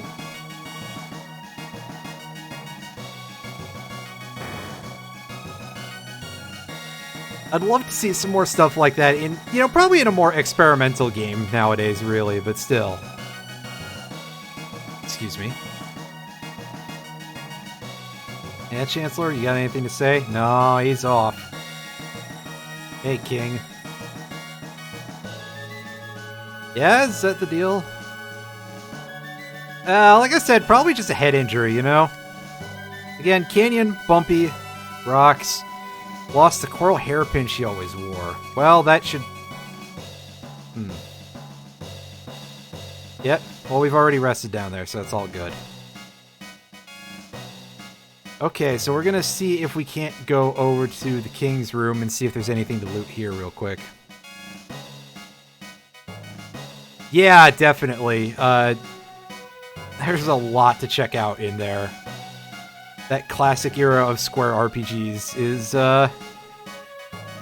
it's really something, as they say. Hey, Chancellor, what do you got? Oh, I'm lost, sir. The Chancellor's been acting strange these days, really? I mean, look at this dude just hanging out in the corner, trying to look through a window that probably ain't there.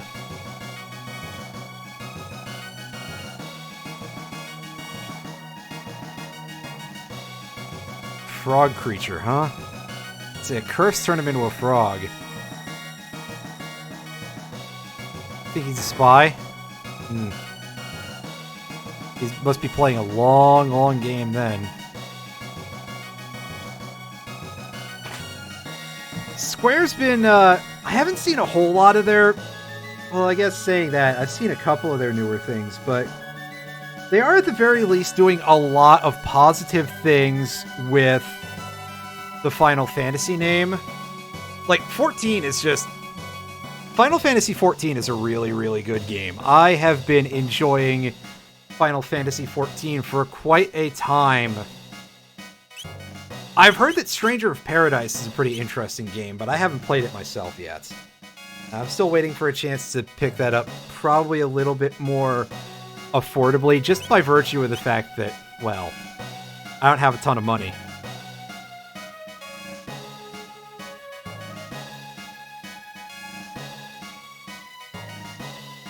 Yeah, is that all it takes for a man to be good, is to be praying? I've seen some questionable people of religious nature. But let's go ahead and go on to the other side and let us advance the plots.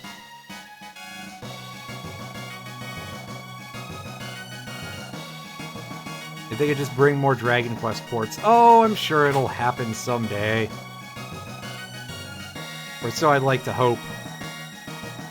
That said, since they're so good at keeping a lot of their shit available now, I'm at least happy about that, and I, again, feel a little bit of confidence that'll happen at some point. I want a remaster of Secret of Evermore is what I want. I might be like one of only about 10 people, but still. You expected somebody who was a bit less of a time hobo. Yeah, we get it.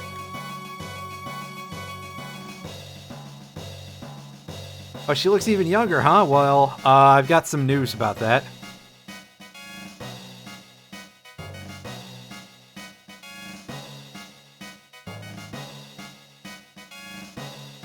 And the GDC version of 3. For a second, I parsed that as the GBA version. I was like, wait a second. Is that actually a thing? But no, I was thinking it wrong. Dragon Quest V is one of the really good ones, from what I understand. But I admit that I didn't get into Dragon Quest a whole lot when I was younger, so I'd have to give those a little bit more depth and attention at some point. Oh, is the Queen Marle? Oh, I see. Yeah, Secret of Evermore. Secret of Evermore is a game that I really like. I don't believe that is available on Switch Online yet, which is quite sad. Because I think that it ever so slightly edges out Secret of Mana. But it's definitely one that's worth playing if you get it. If you get a chance. Yeah, I should try replaying those on the GBC versions. I want to say that I played a SNES version of 1. And that was not horrible, but it is a little bit raw and a little bit bare bones compared to a lot of what I'd been playing at that point. Then again, that's also because Dragon Quest is much older than a lot of what were considered to be its contemporaries. Like, the release schedule for the big 3 of 8-bit RPGs is almost backwards in Japan versus what it is. Yeah, I guess what I'm saying is actually still correct. It's practically backwards between the release dates in Japan and the release dates in America, because, of course, Dragon Quest, I think, is as old as, like, 1986 or something. It came out pretty early on in the NES's lifespan. And then Phantasy Star, which is, obviously, that is a Sega Master System game, not an NES game, but still a very early 8-bit RPG, and one of the ones that I think has had one of the greatest effects on video games overall, was released in 1988, I believe, in Japan, and then Final Fantasy was later in 88, or maybe even in 89. Phantasy Star came out first in America, and then Final Fantasy 1 and Dragon Quest were around similar periods. And of course, over in Europe, things are a little bit rougher because, in fact, I don't think they got Dragon Quest or Final Fantasy 1 for many years until, like, they got other ports. Uh-oh, something's going on here. I'm sorry, I've been talking instead of advancing the plot. You feel like you're being torn... Oh, that's a little bit terrifying. How do you know what dying is like? That's even more worrying. Uh-oh. Well, that's messed up. Taking ether. Hey, you two. Something happened. A little bit. Yeah, let's not talk about that. Didn't engage in any untoward behavior, did you? Well, that's not the question, but I am feeling a little guilty, I got to say. Speak of this... Oh, the gossip, yeah. Have fun. A number of things change as the years go by. Yeah, okay, buddy. As if men don't do it too. Let's be honest with ourselves. Just because one uses a different word does not change what's happening. I have some very bad news, Luca. Yeah, she just kinda... The environment went like a bluish green, and she just kinda started wailing. Like, I think she was having some very intense hallucinations, and then she got aided by the Videodrome or something. I don't know.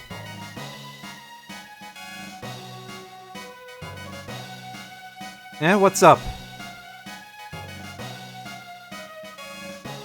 Yes, I had that discussion earlier, Luca.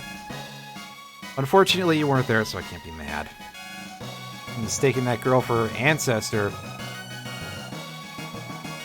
Oh! She was a princess, huh? Excuse my yawn, I didn't mean to. Moral, that is, Princess Nadia is a descendant of Queen Lean.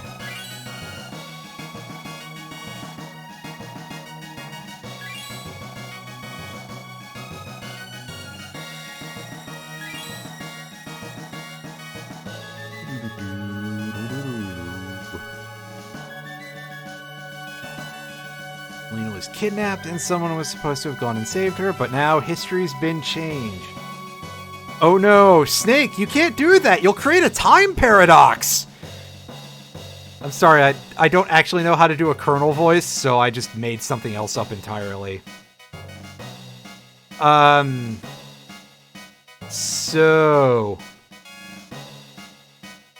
I'm gonna say that this is one of the very relatively few, I feel, instances where we have good discussion of paradox correction. So yeah, somebody found Marle because she looks like exactly like Queen Lean from 600 AD, except that she was still kidnapped by the Fiend Lord's armies, and they bumped her off, or perhaps she just died of semi-natural causes.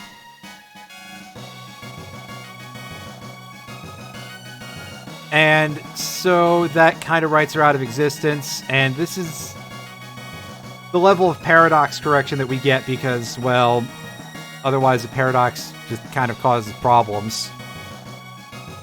It is technically a timeline branch for the series, but it's not really dealt with very much. At least I suppose. Say something like that.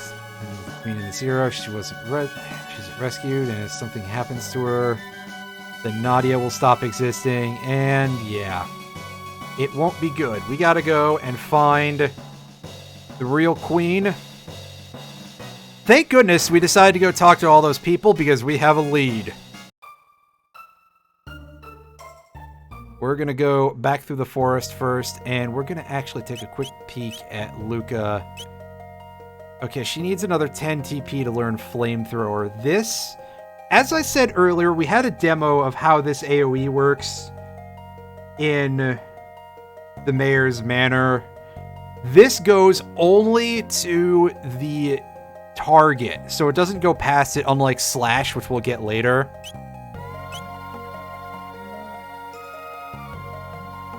And yeah, I absolutely agree with you, by the way, about coming back to this with regard to the end games of both Chrono games.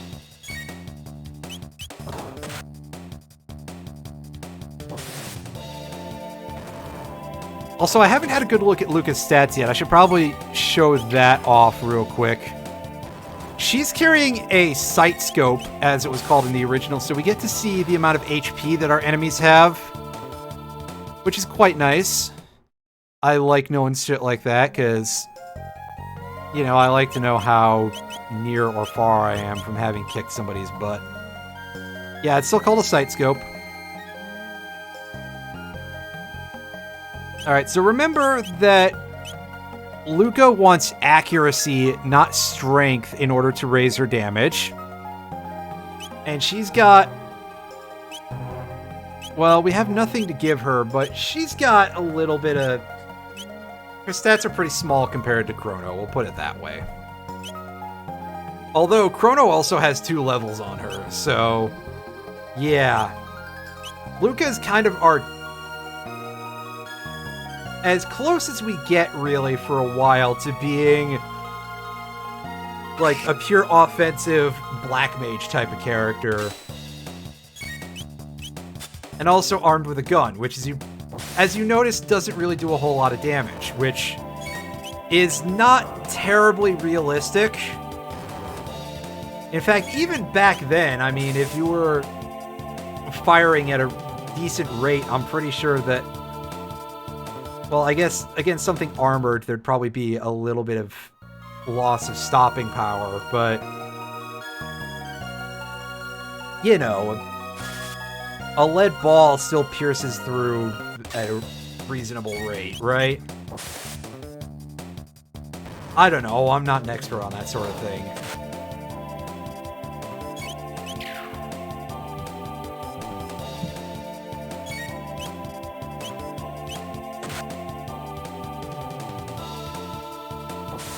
I guess it would depend a lot on the gun, but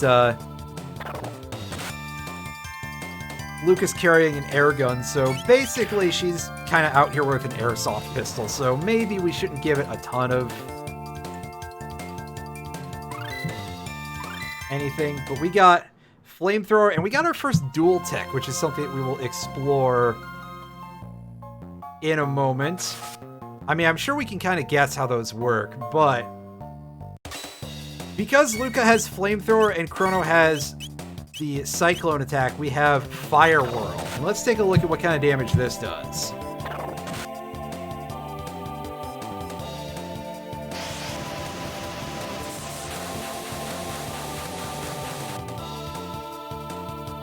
Pretty solid, pretty solid.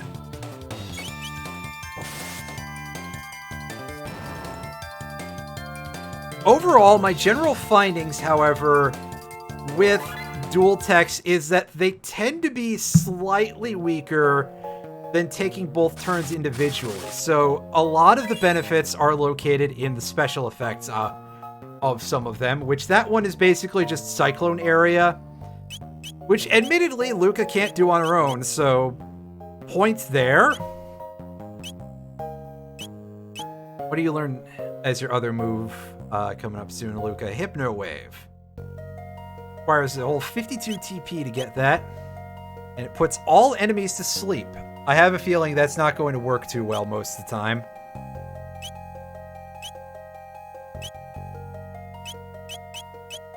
Do we have anything that is going to be of major use to us right now?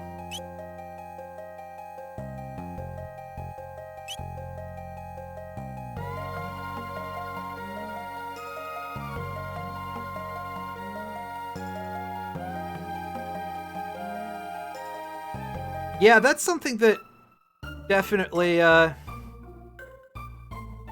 forget how well explored that really is in the text, but again, it has been a minute since I've played this on that level of depth, actually. Go ahead and heal.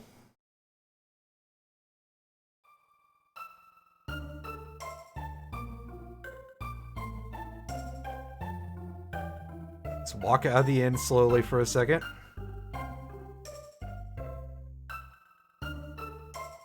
Hop into the cathedral. Like I said, we've got a lead going here. Do you have any changed dialogue whatsoever? And the answer is no. Yeah? Alright, you found this thing here.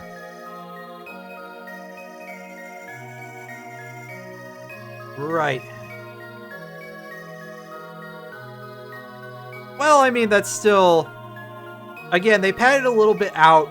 I think I mentioned this earlier, that they did buff some stuff up to account for the existence of a sequel that wasn't really planned for at the time that the original came out. What do we find here? A hairpin. Oh yeah, this was mentioned earlier. Lean had a coral hairpin of some description.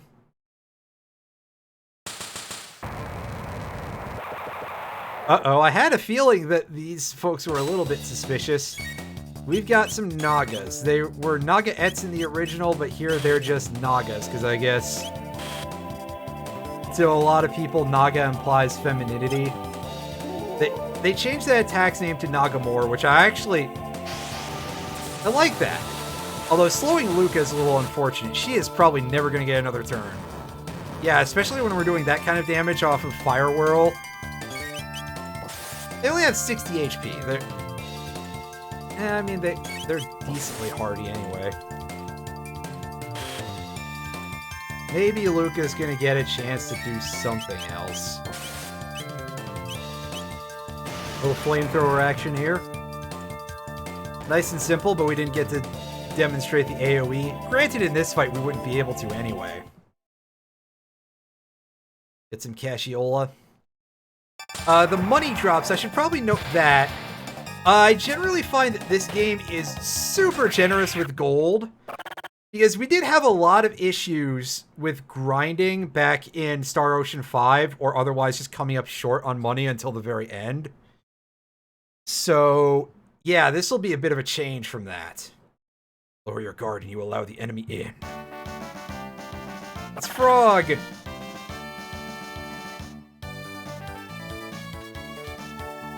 Yeah, you can see he doesn't have the 1,000 Thieves and all that stuff. He is no longer Mr. Thou.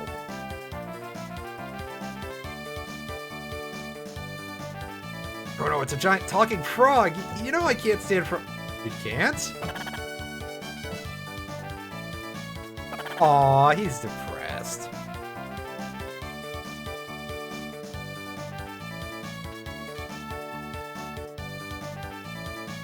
You don't seem like a bad frog. Frogman. Alright, yeah, let's absolutely take... let's take a frog with us. You know, Politoed is an underrated Pokemon, especially once it gets Drizzle. Well, okay, once it gets Drizzle, people kind of cotton on to how good it is. And we got a frog. We can just name him Frog. Frog's name in Japanese is not frog. It is, however, a Japanese word for frog, so it may as well be. And you can see he's got like a big Earthworm Jim arm with a bicep the size of his head. He does a different gesture in Japanese also, which a lot of people interpreted that possibly as looking like the bras d'honneur, I think is how you pronounce it. I will go ahead and write that in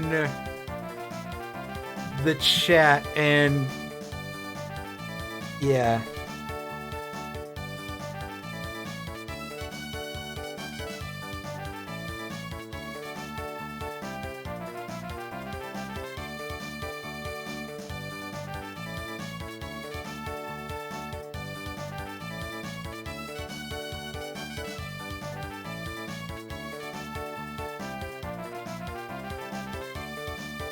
I mean, the reason why they associate Frog and Glenn is, of course, because Frog in his human form was named Glenn, but that's a thing that we will get to much later on. And Frog just likes to just be called just Frog.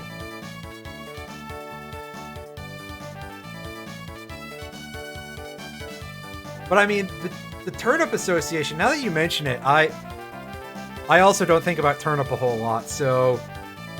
I mean, I guess I can actually see it, come to think of it.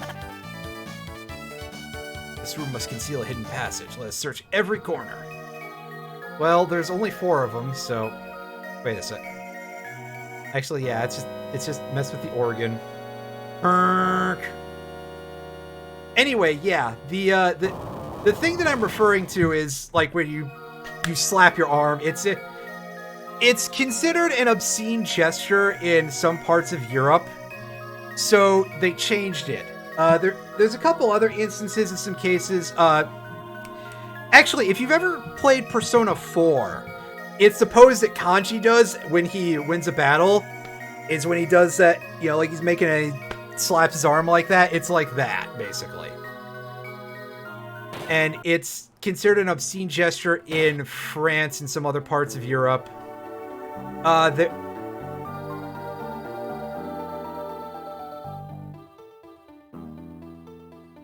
There's another, speaking of which, that kind of reminds me that Bowser has a pose in Super Mario RPG, another Squaresoft RPG, where he's got the, like, he's putting up his dukes like he's, you know, like a tough guy, because he's Bowser.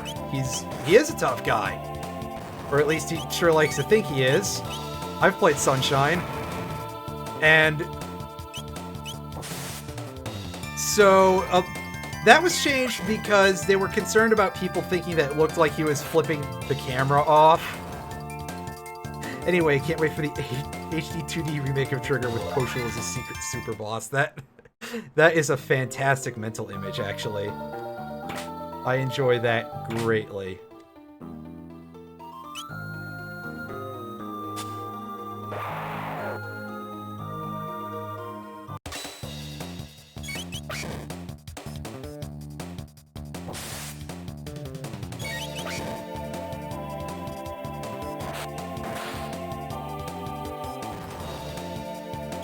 Yeah, you'll probably notice very quickly that I'm not doing a ton of strategizing in a lot of these fights.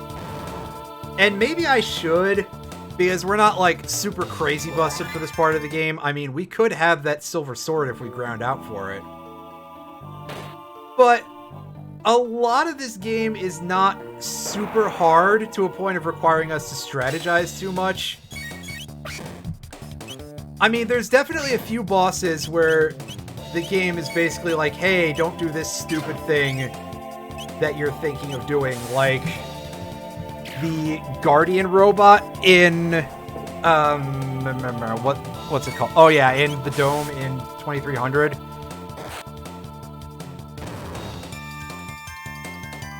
Just a sec, y'all, I'm adjusting the chair.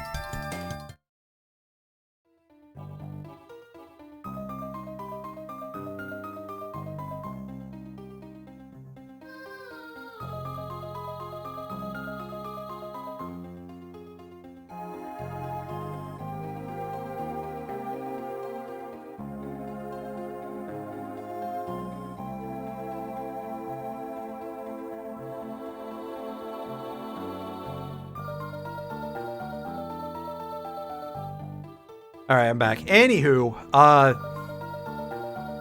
yeah, but I feel like this game doesn't provide a ton of challenge until we fight Giga Gaia, which is going to be a while from now, especially if we try to explore a lot of this text in a little bit more depth than usual.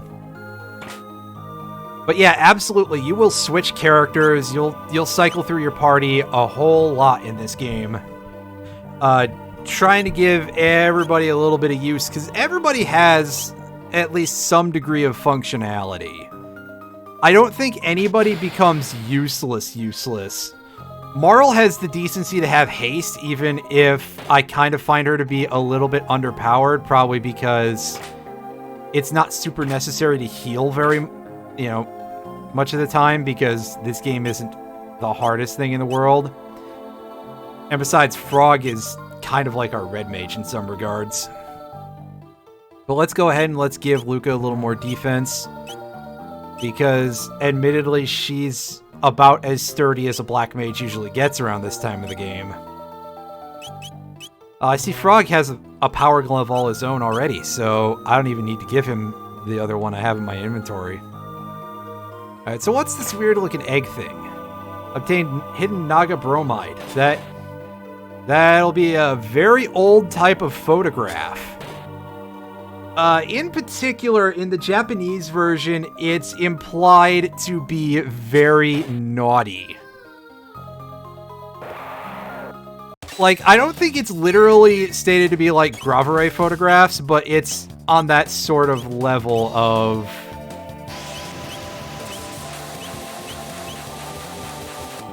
like, a little bit inappropriate. Also, these dudes were just called henches in the original game, but here they're underlings. There's another enemy that shares the same sprite and is also had the same name originally.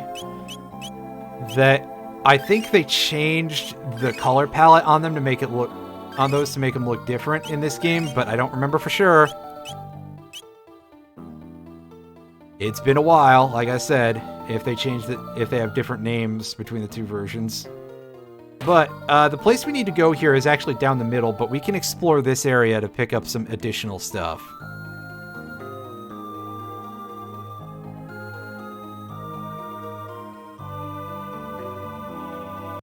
Yeah, see, this dude gives us a little bit of a hint as to why we should be monitoring the area for some additional stuff.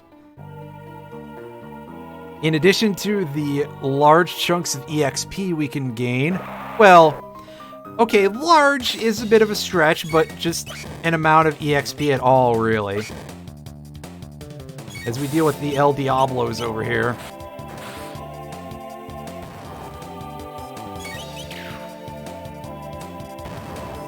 They kind of got like bird beaks a little bit.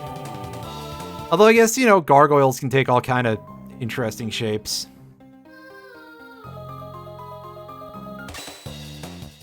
Usually they got some kind of bat wings, which those dudes have.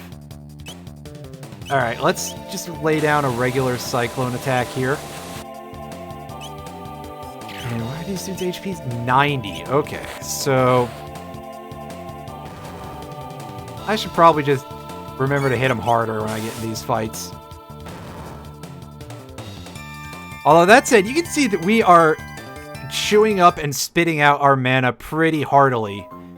Chrono is down to 8. I do tend to be a little bit judicious, especially in this period.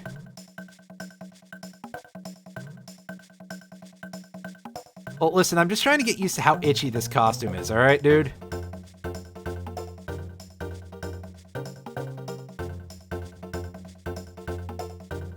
See, here's somebody giving away the plot. I see Yakra wasn't killed. I knew this place was suspicious for many, many reasons.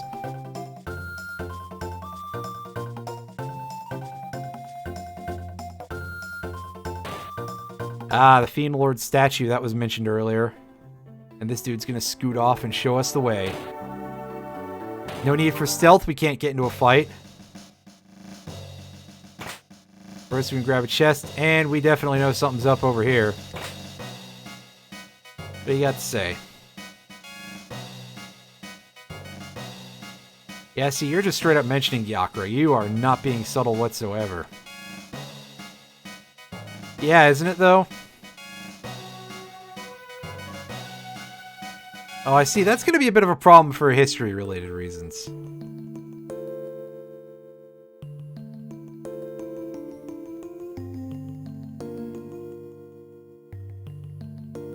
Magus, huh? The Fiend Lord named Magus. Interesting. That's more of a job title. Maybe he's got a real name. Or maybe he was literally just named Magus. Maybe his parents had really high hopes for him. We got a Guardian Bangle. We got a Speed Belt. Let's take a look at this statue. Oh, see, even the statue is singing now. Maybe it's got a... Maybe they put some kind of speaker in it or something. The tech level of this world is a little bit funny, so who knows? Let's take a look at that Speed Belt, though. That gives us speed +2. So I might hook that up to Chrono to get him to do a few more actions. Speed gains at the higher level tend to be a little bit less important. Like...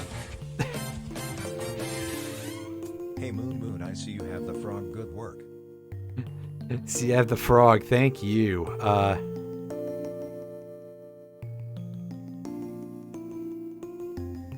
Several hours away. See if I can find/disprove the text about the Royal Zeal family using hair dye. Okay, so, I don't have in my brain the whole script, obviously. But I remember somebody bringing up that it is never stated at any point, and it's something that's probably just bandied around because, like, it's really weird that Shala goes blonde from being trapped inside the Time Devourer. However, if I come across anything that is, like, pointed proof of it, I'll definitely let you know. Assuming I don't forget, because that'll be probably in a couple of weeks from now. And by the way, thank you, Epionics, once again, for 38 months of subscription. Jeez, oh man. I cannot believe that I have been a Twitch affiliate for long enough for that to be a legitimate thing. And to think I've only gotten a payout once. Do I still have my affiliate invite? Yes, I do. I was invited to be a Twitch affiliate on Tuesday, July 23rd, 2019. Wait a second, that doesn't math out properly. Who gives a shit?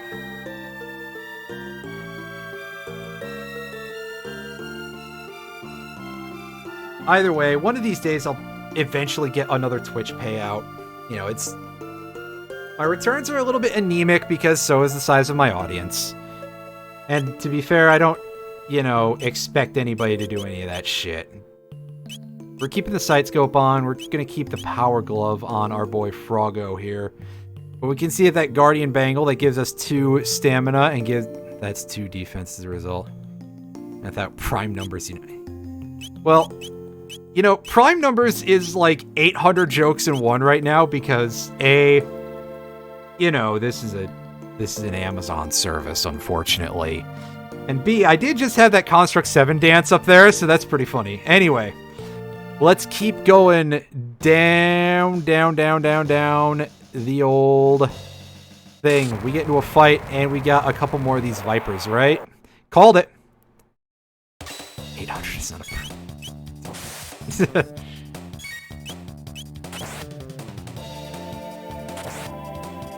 Alright, so Frog should be,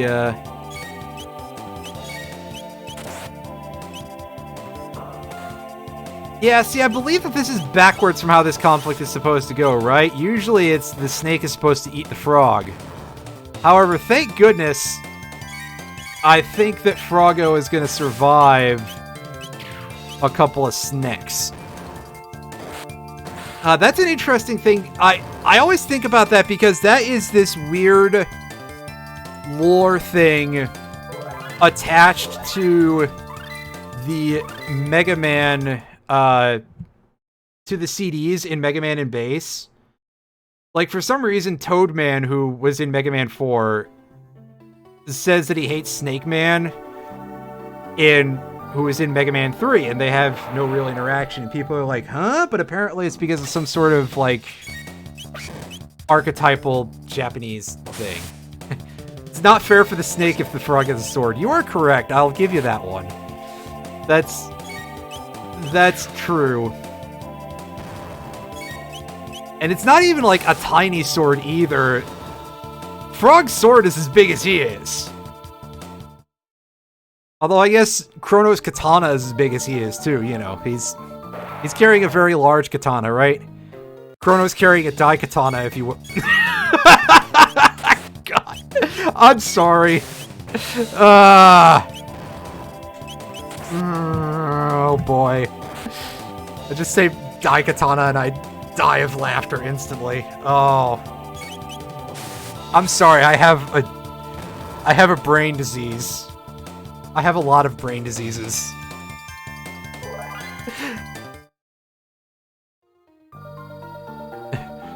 And Frog has the big fist pump. It's true. Oh, by the way, we got some new techniques, which I was too busy being a shithead to say anything about. Alright, so, let's go ahead and heal everybody up with some frog saliva. Saliva, what a word. Anyway, Slurp Slash. So, this basically, we grab an enemy and we slash them, but they go back to where they were earlier, so it's not like a punch hook or anything. And we got a double tech called X Strike, or Cross Strike if you prefer. Let's show that off. That has a pretty neat AoE thing going on here. I think? No, it does not. Never mind. Like, it looks like it should hit everything it passes through, right? Unfortunately, that does not appear to be the case. Which is quite sad, because that would be a really cool thing to add to it. Like I said, the dual techs are an interesting idea, but execution you know, that's always going to be the thing that gets you, right? You can have all the great ideas in the world, but if I'm sitting here rubbing sandpaper on myself just to get to Nay first murdering a party member, it's a little bit less cool. Oh wait, that's... I'm sorry, I just keep doing that. I know somebody's like, you're not sorry, but I'm definitely not sorry, you're correct. Also, I just saw Die Cat. Oh my god. Also, we haven't saved yet. This entire game. Let me use a shelter real quick, because that is a much more affordable source of mana than ethers are. I know, like, I have to actually care about money in this game, right? Now access the arena and extra options from the title screen. I may show off the extras. The arena is, again, all new content for the DS version. That's something that we will poke around with much later on. You can get some things that let you break the game by, like, having some very early access to items, though, but meh.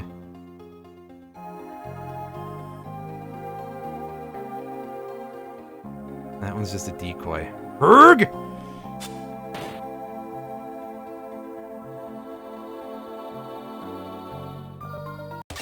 Play the video games. It's here to make things worse, generally speaking. You know what? I can respect that also, because... I mean... Well, you know. We've been friends for like 10 years, alarmingly enough, so...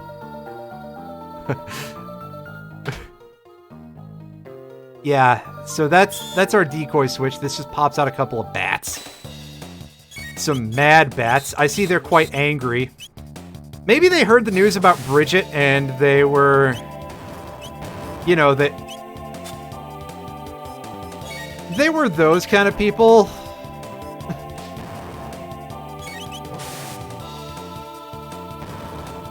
Which, you know, makes it all the better that we just kind of obliterated two of them with a wind slash.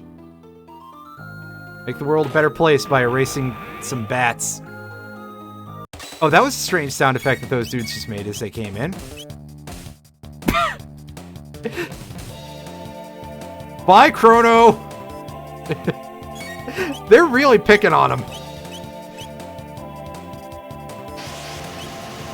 I don't actually think I need to do the fire world and do enough damage to kill them, but you know what? I'm feeling a little extravagant right now. Oh, come on. Frog, you can hit a bat. If you can hit a bat, you can hit a ball. Wait.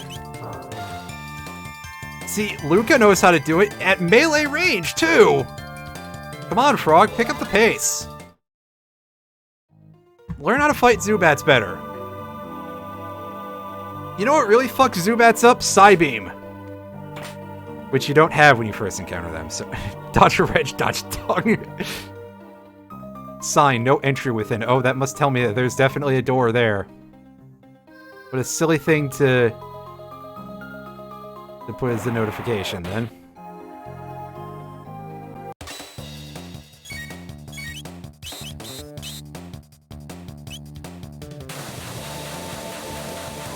It says no entry, though. What? You've got a point. Maybe we should look elsewhere. God, I love that attack where they just punch people like a million miles away.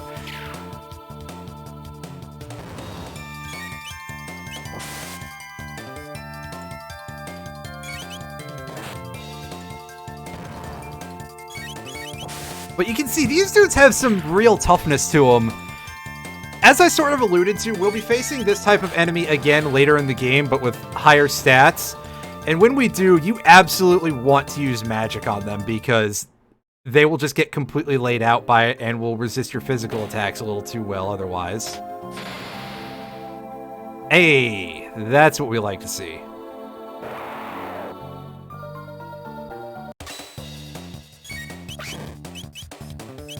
Can we... No, I think Chrono is not going to be in a position to be able to take out multiple enemies in one go.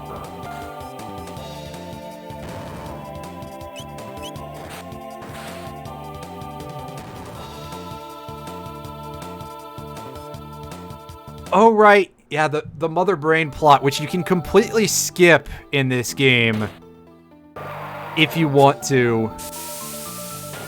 So, we were saying earlier that Chrono Cross is a game that both wants you to ask no questions and also have played this game. Something I think we missed out on mentioning is that in addition to wanting you to play the game to be able to understand it while also not ask questions, is that it expects you to have completed all the side quests too. Thanks, Obama. And by Obama, I mean Masato Kato. I don't know why I said Obama other than, you know, repeated phrases. Some things never go away.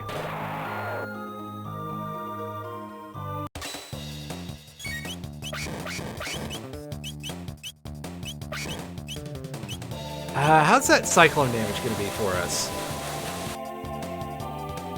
Not as good as I was hoping. Alright, Lucas, start chiseling down that dude over there.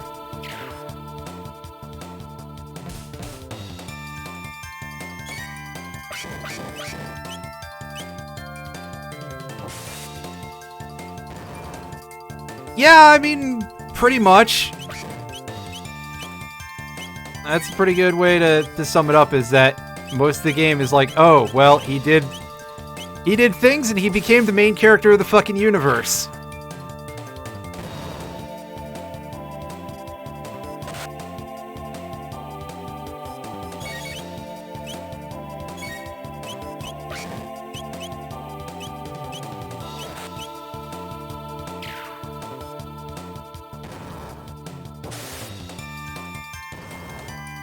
And it's this interesting thing where, like, yeah, time travel research, that seems like a good idea to do in that world, because you gotta remember that the time travel research, the Chronopolis Institute was a thing that came up before the Time Devourer was discovered to have existed, like, several dimensions away. You're done, you can just get that time back. Da-da-da-da-da-da.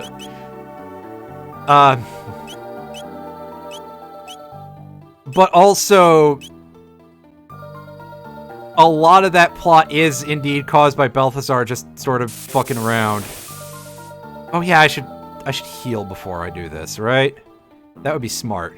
I still have more shelters, and we can get those for free. So if I go and, you know, shelter up before here, because we are coming up pretty close to a boss fight. For anyone who might have not been certain of that.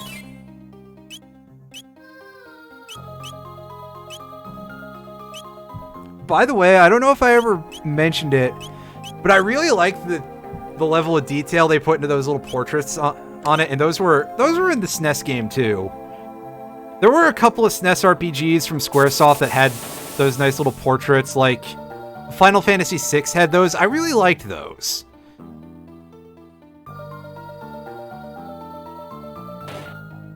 I mean, granted, that's been a thing in a lot of RPGs ever since. It's not like it's, oh, they stopped doing that, they should bring it back. But, you know, just saying that it was cool then and it's cool now. Oh yeah, that's right. In Chrono Cross, because the save points are, you know, uplinks to the Fate supercomputer. That's pretty great. That's pretty smart. I can't roast the entirety of Chrono Cross's plot, because, you know, while I've said before that it's a bit of a mess, I don't dislike it. Although I will absolutely make fun of several parts of it. Because let's be honest with ourselves.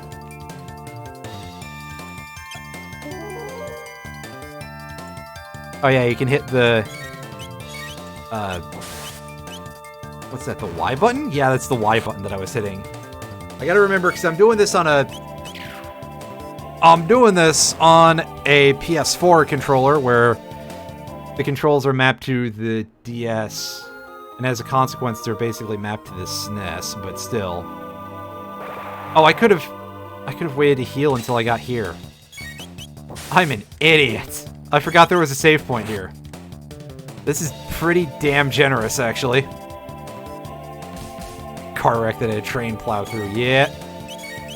I am sending in more trains! Wait, no, that's... Pardon me. That's a very silly thing to say. As if anything I say on here isn't, right? Well, you know something? I don't need to save here. I saved outside. If we have to redo this one fight, I'm only going to feel a little bit silly. I don't know why I felt the need to fill out this map. It just felt right. Prepare yourself, Queen Lean. It is time you bid farewell to this world. He has a much more, like, cool-sounding line in the English version. Or in the original one. Nintendo parts. No, like... Be specific. Oh, yeah. The fact that I'm using an emulator. Well, listen! You try hooking up a DS to a capture device. I have to... Yeah. You! How did you get in here?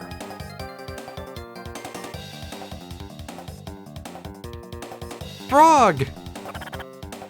Flee, your majesty! We shall dispatch this fiend! Be careful! He doesn't have his Urianger accent. That's some Nintendo piracy which is not only completely valid, but absolutely encouraged. Yar har fiddly-dee! 7 seals are now undone. 7th rum of a 7th rum. Let's kick this dude's ass. Wow, he's a chancellor and he was evil. Who would have guessed? Enough of this charade. He absolutely pronounces charade as charade, even if it doesn't fit with the rest of the accent. Oh wow, it's some sort of killer slug with horns for eyes. The Chancellor transformed into Yakra. This thing's a little bit fucked up looking. Also, we can't see its HP, but it has like, I want to say 900 something? Which, you know, he's a pretty beefy boy all considered. Let's see how he likes fire. 50 damage. So that's on par with anybody else attacking regularly.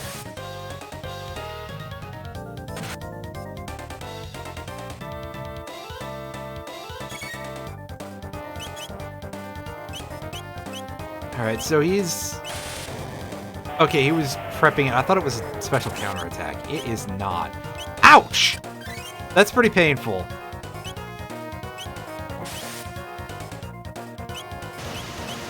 But yeah, if he's too far away, he goes... Which, in this version, it's Grarg! And he charges the entire party for a decent amount of damage. Also, he shoots little cannonballs out of his mouth. Also, we're in a kind of funny position because we got Frog playing the part of the medic here. You know, it just kind of reminds me of the olden days of Final Fantasy where our white mages always carried big fucking sledgehammers.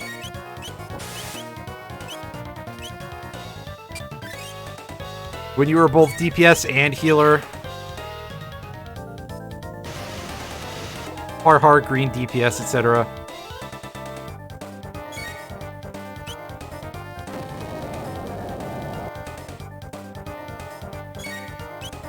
That's a bit of a hit. Alright, heal Chrono. With his tongue made of orbs. It's like 3D balls. Does anyone remember the existence of that game? It was a very early 3D fighting game for... Like, there was a version for the SNES, there was a version for the I almost said the Sega 3D. I meant the Sega CD, pardon me.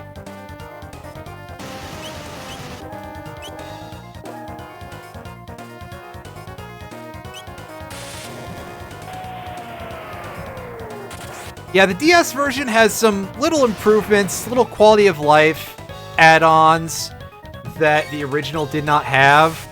Although admittedly, the original was pretty easy to get into as well. But definitely this is a game that is improved in a couple of ways, and a game which is pretty weird in a couple of other ways. Hey, nice. Okay, so I'm not sure if it's because of the emulator or if it's just a thing with this port, but the sound effects are definitely a little different from the OG. I absolutely noticed it with that sound of the boss dying. Earlier, I thought it was just slightly off and I was mishearing or something, but it's definitely a bit different. Not horribly, but definitely more so than I remember. Oh yeah, that is a big one. Giving you a map for any RPG that you can access on that bottom screen, A+. Good times being had by all. Oh hey look, it's the real Chancellor. I bet he's also a weird slug monster with horns for eyes.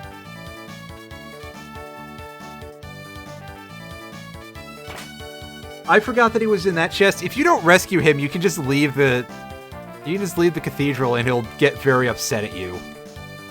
And it's really funny.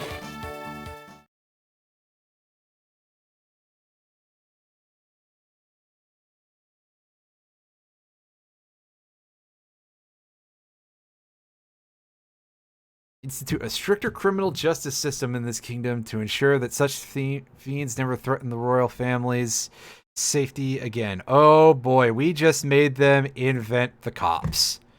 Well, don't we feel like assholes now? We're gonna feel like even bigger assholes pretty soon, that's for fucking sure. As soon as it comes around to cause us some issues.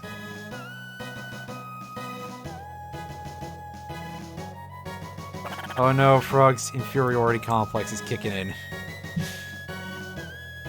I'm telling you, we should have left back at... Unfortunately, you saying Time Wizard has made me laugh a little too much because I just think of Yu-Gi-Oh! Uninvent cops.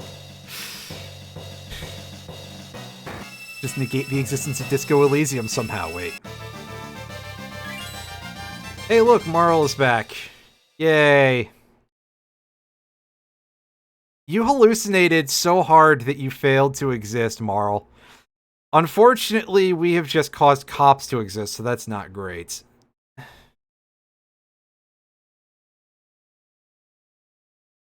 Uh-oh. Uh-oh. Dun dun dun. Well, I'm sure that the king would be a little bit displeased if you were out in the fair.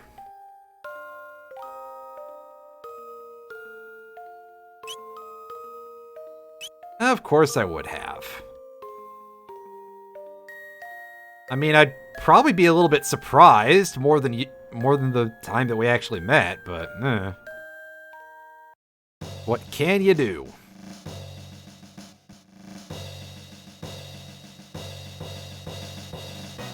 Yeah, I think she says something to that effect in the original, though, so I don't know how changed it is in this version.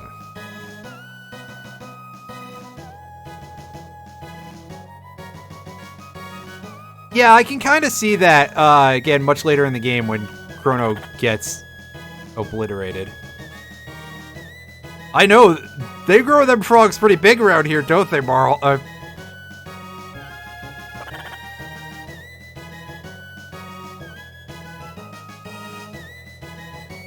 Chrono, you're the makings of a great swordsman. Your daikatana was very impressive.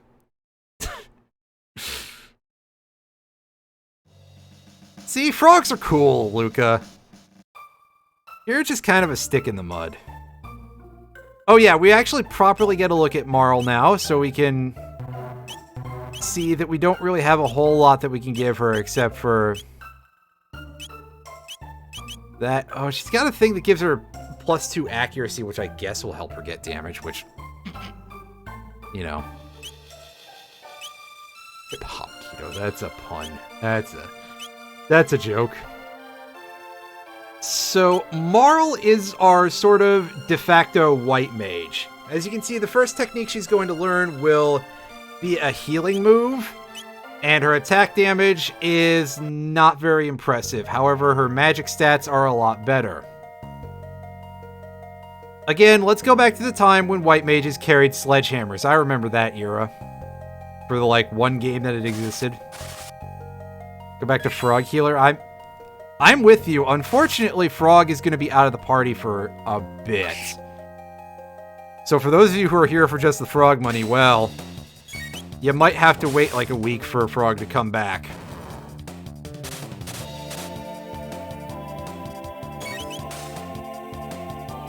However, when he does come back, he's going to be like one of the best characters in the game. Also, yeah, our physical damage is going to suffer quite a bit for now because Chrono is our only real,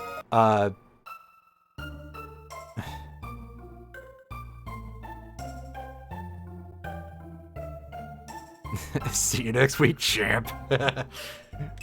Who is champ?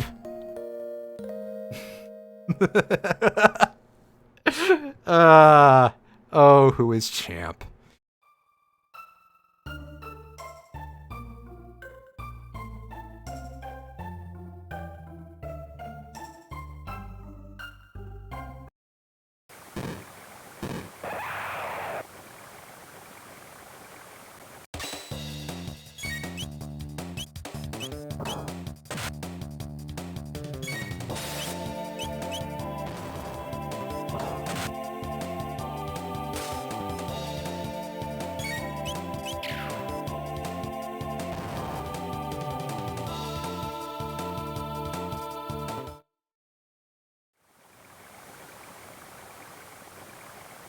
Anyway, I immediately thought of the phrase frog champ, and I'm like, oh right, that exists, right? That's what Poggers is.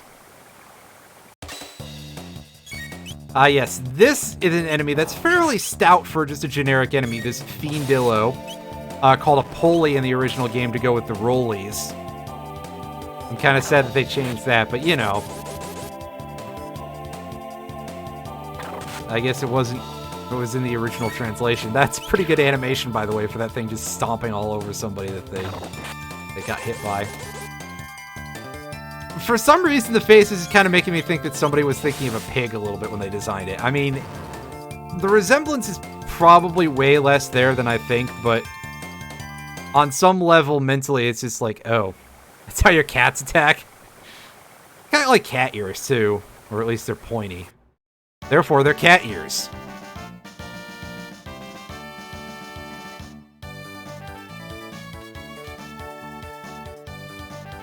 Luca?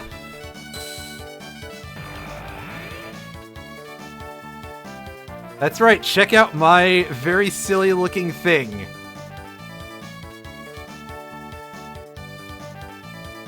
Luca, stop mentioning it, nerd.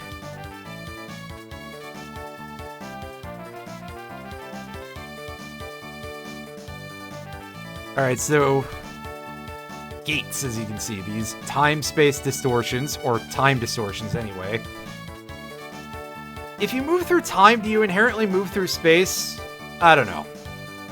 Basically, portals to the same location in a different time.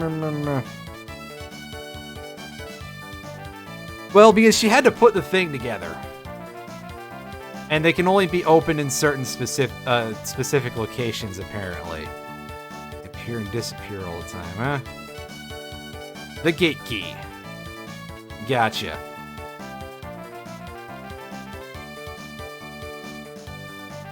Well, again, we sort of have the theory that it's linked to the pendant, but I guess both instances of doing that involve the telepod, so,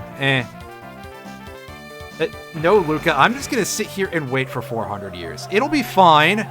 I'll be a little bit decrepit, but, you know, it'll work out okay, I'm sure.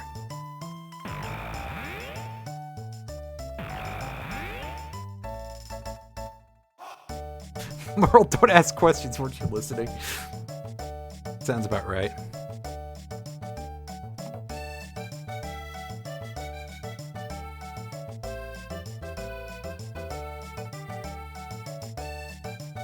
Yeah, Luca's got to put everything back in the mothballs until a few years later.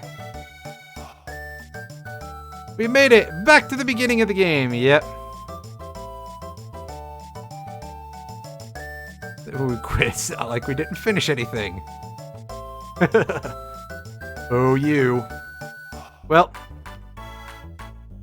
we've been asked to take Marle home. I don't think we need to bother going and shaking down Melchior for that silver sword yet. I think we actually get one pretty soon for nothing, so I'll accept paying 0 gold as opposed to 4,000 gold. I mean, do you know what I can buy with that gold? I can buy, like, 1 whole full restore, dude. I can buy 20 Pokeballs. Actually, that's probably a better use of the money. Full restore? What the fuck are you talking about? You can buy a better healer. Yeah, exactly. And we learned the Aura World dual tech. That will heal the entire party for a little bit. Not a huge amount, but I mean, I guess it gives Chrono a little bit of something to do. And she learns Allure, so that is a confuse ability. That, like, doesn't work most of the time, I'm pretty sure. I certainly would not trust an ability that confuses enemies to actually be useful anytime you need it. Oh, also, this bird is still carrying this bell for some reason, but this time it's actually going to fight us as well.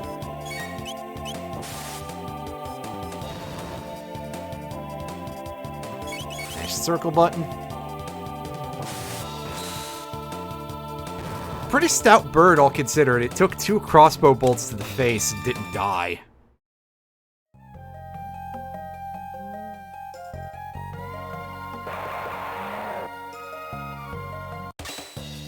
As I indicated earlier, Marle not exactly impressive from a damage perspective.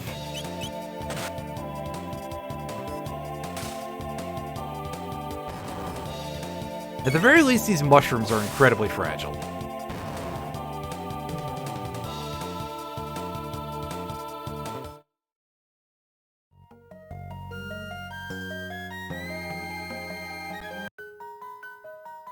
Alright, let's go to the castle. Alright, guys, I brought your princess back. Can I have 20 bucks? Oh, you guys have another chancellor? God damn it, you fucking idiots. Did you not realize how many problems this caused you 400 years ago? Oh, what do you mean? I wasn't there. Shut up. You were abducted. You people are just making shit up, huh? Soldiers combing the entire kingdom for you. I didn't see none of them. Kidnap the princess. That'd be a waste of time.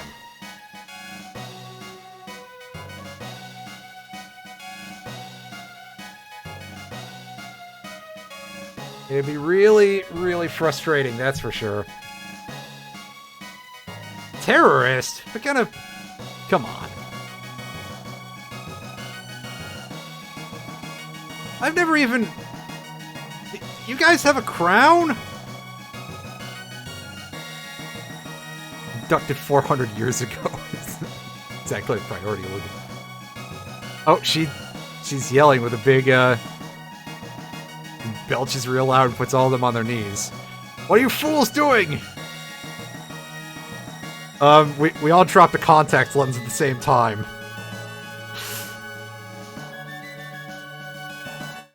Oh, and then they just bull rush him. Oh, Chrono's dead. And now we're in court. I love this piece of music, by the way. It's a pretty good one.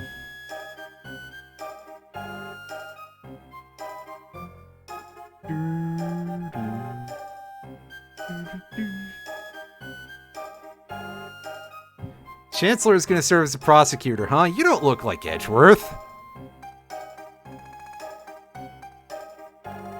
Pierre is our defense attorney. Oh boy. Well, ooh la dee da, Mr. Frenchman. This attorney 7 looking crazy. I should get a copy of it so soon.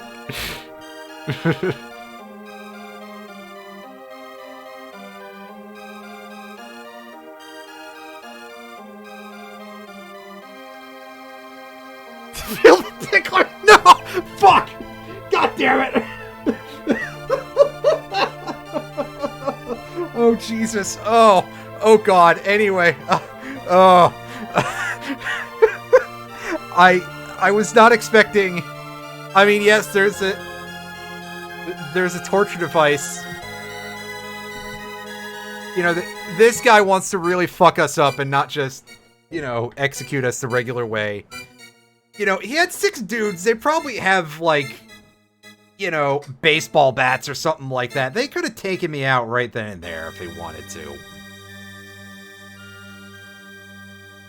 Oh, see, you want to use the guillotine now. As the Chancellor starts digging in his bag for an X accuracy. So that way he can make sure that it hits.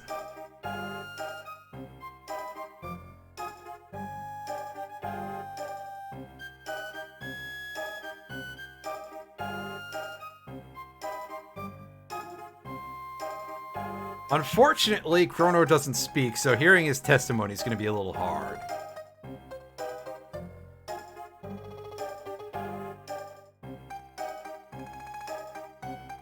I don't know how you know that, but okay.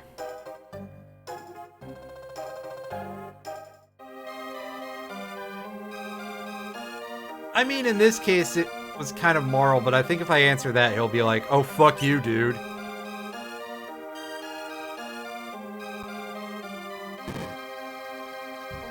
Although, honestly, that doesn't look like anybody should have gotten hit there. Like, they were a country mile away, Jesus. Countless witnesses. There were 3 people at Sideshow Luca's sideshow stall.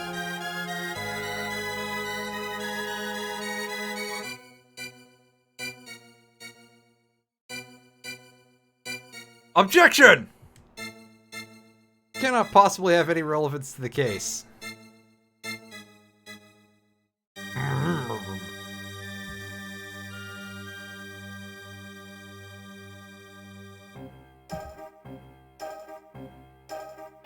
Alright, what do we got? I'm trying to think... Oh, yeah, I guess we did save the kid's kitten, huh?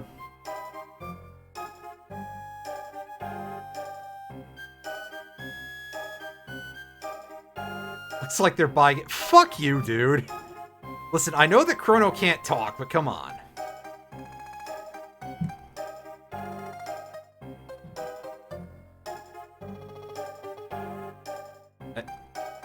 I didn't know who she was, dude. No. Made quite evident that my client is a fine and virtuous young man. The defense rests, Your Honor. Yeah, so for those of you who have never played this game, and I'm sure there's a couple of you out there, if you didn't realize, your behavior at the fair, basically starting from when you get Marle in the party, but a couple other things factor in otherwise, will depend on, will affect how you fare in this trial. It's not going to have a huge effect on the game. It just gets you a couple of free items. Oh, hey, Plastic Alan throwing me a raid with a party of 15 of you folks. How is it going, friends and other people? Alan, I saw that you were playing some Yoshi's Island. How did that go? Did you complete the game? Did you go insane thinking about Poochie? So yeah, if we rescue the girl's kitty, that helps us out. Hey, that delayed notification that doesn't show up. He missed a singular red coin. Oh no. Oh no. Poor guy. If you eat the old man's lunch, that counts against you, and a couple other stuff like that. If you try to sell the pendant to Melchior, that counts against you. Anyway, let's take a look at where these old men, you know, which side of the room they decided to stand on. Ah, yes, our crowd's sounding a little belchy today.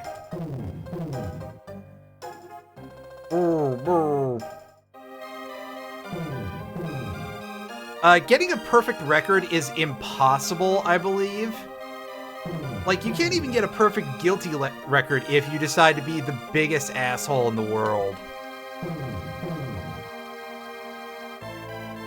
5, and there's 6 jurors, I believe. No, maybe it's more. 6. Because I remember being bothered by the number because it was an even number or something. Oh, no, I guess we did get a perfect... Wow, okay. I'm an idiot. I thought you couldn't get a perfect record of jurors. Maybe they changed that for the DS version? Either way, a verdict has been reached. The defendant has been found not guilty. However, we apparently helped her flee the castle, and we have to be shoved in solitary for 3 days. Hey, so did you guys know that being trapped in solitary confinement is horrifying fucking torture and destroys your mind? And it tends to make any criminal who is forced to suffer a stay of solitary confinement into an even more fucked up person.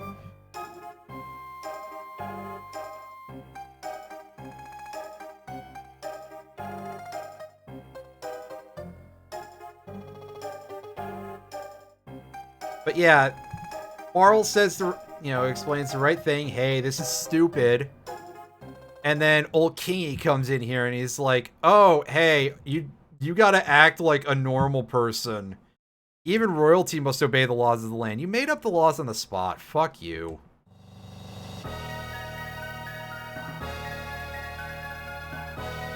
Did nobody record anything about Chrono in history, like, whatsoever, back in 600 AD when he was helping to bail out the queen?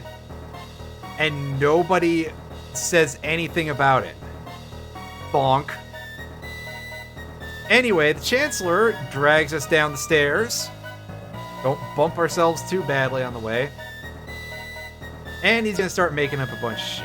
This man is a seditionist who meant to overthrow our kingdom. Supposedly been found guilty by trial. I trust him to your care. Both of these are big lies. And this cop just punches us in the butthole. His execution is 3 days hence. Yeah, see, even this dude is just like, there's only been a small delay in the paperwork, or do you mean to question me? I bet he's gonna turn into a big slug monster with horns for eyes. If he dares. Ah, yes, here come some dudes in tin suits in the modern day. And he just fucking cuts us. Wow. What an asshole! Oh. Somehow we don't bleed out all over on the floor. We got a cup of something that heals us.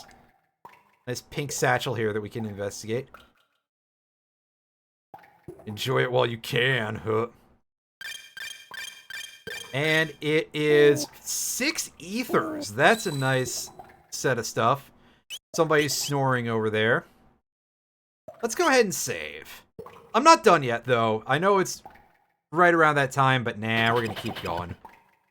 Now, if you've ever played Metal Gear Solid, you know that a good approach to dealing with being in prison is to bash on the grid until they go, "Shut up in there, will you? Shut up!" Oh, and this dude gets pissed off. Open the door.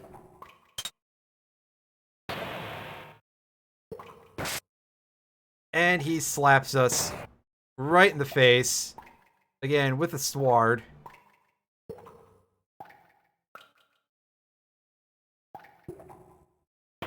And for some reason, they just let Chrono have his equipment in the cell. And so we can just murder that dude. I love it! I don't know why it's like this, but... you know, thank goodness the cops are as incompetent as ever, even in fantasy works.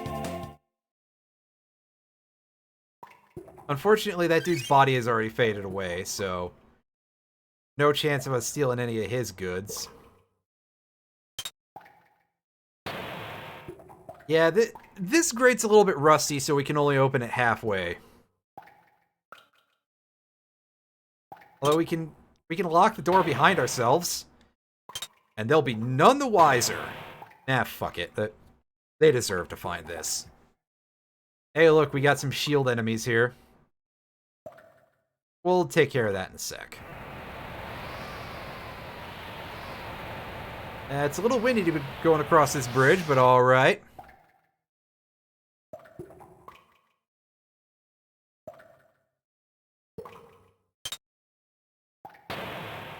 Now, if we sneak up on these enemies properly, we can just knock them out. And sometimes you can loot their bodies for consumable items, which is pretty neat. Pop open some chests. We got some mid potions, get an ether, and another ether. Well, admittedly, the experience would probably have been better. Oh, that was quite a leap you did. Aw, get a load of this, dude. Oh, you're the one who's gone and slipped his cell, eh? The jailer. That is pronounced jail, even though it's spelled like gowl. It's a very old style, old English type of pronunciation. I think this guy's name in the original was Omnicron or something. Or maybe Omicron. It looks like Omicron, but it's got an E at the end of it. Although the idea of him being named Omicron is pretty hilarious. He can't hit worth shit, so that's nice, but that mace is pretty big and looks a little bit lethal, so, you know, maybe it's for the better that no accuracy Jones there. On the other hand, only one eye, so, you know, depth perception in that, probably not. You gotta buy that skill with your skill points, my dude. And we can't quite sneak past these shields. So let's get a quick fight of these sentries. These were called blue shields on the SNES. If you attack them in shield form, they take like no damage and they counterattack. However, sometimes they'll just pop out from behind their shields. They changed their names in the SNES version at least to Yodu Day, which is spelled Y-O-D-U space D-E. It's a play on it being yo dude because they're peeking out from behind their shields, which I find that very funny. Well, I did find it very funny once I actually realized that that was the joke. Before that, I was just like, what? I don't get it. Yeah, that door is still a little bit stuck, unfortunately, on this side. But over here, we've got a skeleton. And that's about it. Oh, a blue fireball just appeared, and it has decided to animate that skeleton, who's in a very funny pose with his pointy stick. And apparently little red shoes. Kind of cute, actually.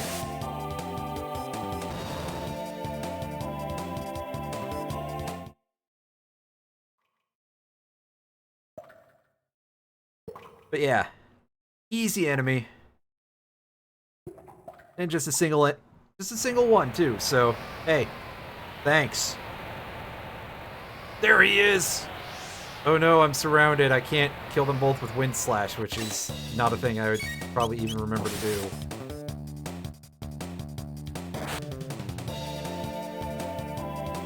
Alright, come on, dude. Get in closer. Yeah, that's it.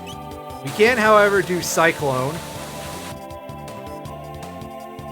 And our buddy's gonna do it in a sort of vertical pattern almost. At least, it sort of looks like that as a result of the changed perspective. It's like he's doing the mercenary spin attack in Risk of Rain.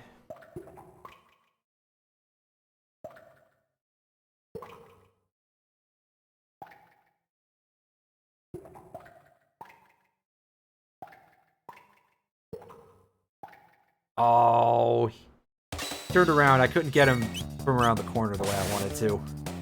That's alright.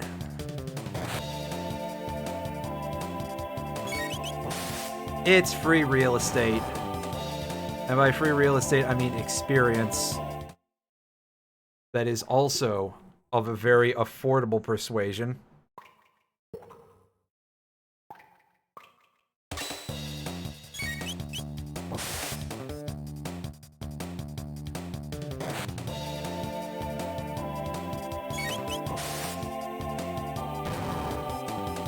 healing up would probably be a smart idea, by the way, but we'll get there. We'll get there. Clear out the guards. Pop this thing open, and oh, we got a dude in a guillotine. We should probably fix that real quick. Grab our mid potion. Yeah, let's free this dude. I mean, what's the worst that could happen? Thankfully, there's no need to worry about a worst that could happen, because this dude is Fritz. He runs the market in truce, and if we stop by later in the game, we get a little bit of a bonus reward for having saved his butt. I guess it turns out that the Chancellor is a little bit execution happy, to say the least, because I don't think he did nothing. And they were just going to chop his head off for fun. We've got some bronze armor. That will... we already have bronze armor. Never mind. I was going to say, that'll do us some good, but it's not necessary to use whatsoever. Oh, they separated out.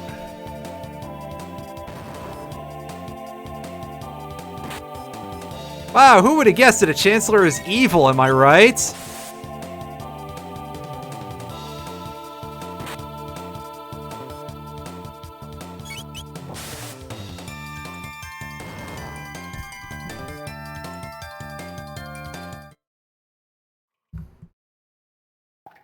Okay, yeah, I'm gonna go back and heal.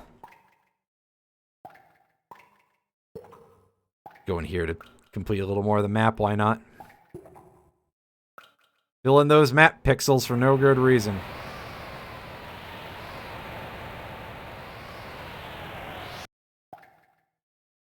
And yeah, you can see nothing is respawning. I guess the Guardian military has some fairly limited resources, huh? It's almost a shame.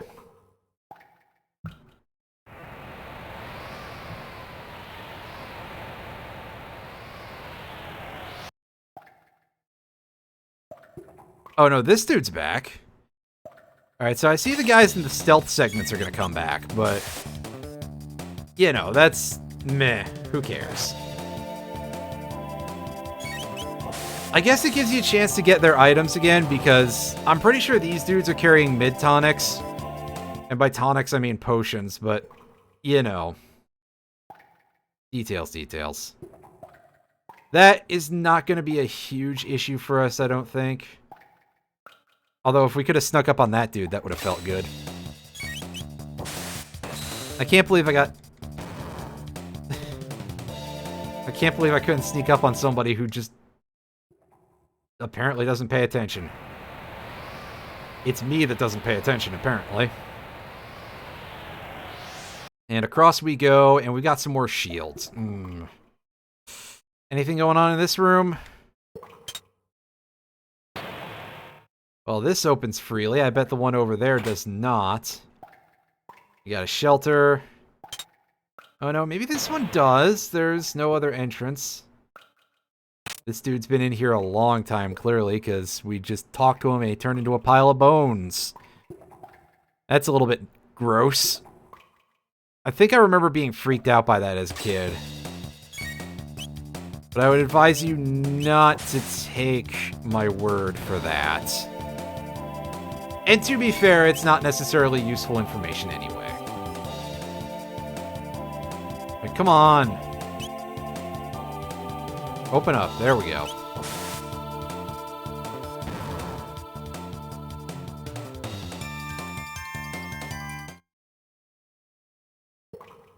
Alright, over this way we go, and this... yeah, nothing in here. This next one... oh yeah, it's already open. Well, that makes things easier. There's a hole in the wall. And we can use it to start climbing down the side of the castle.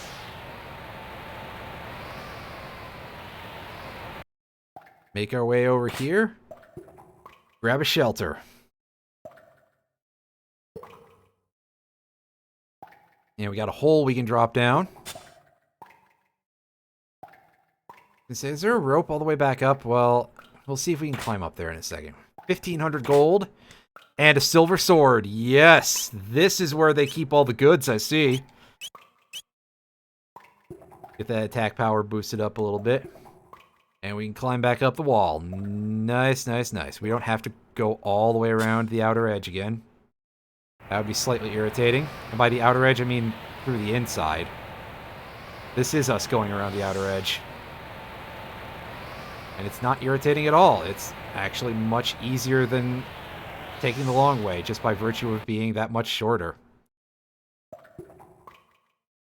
One of these days, I'll learn how to use the correct words for things that I mean, but it'll probably be a while.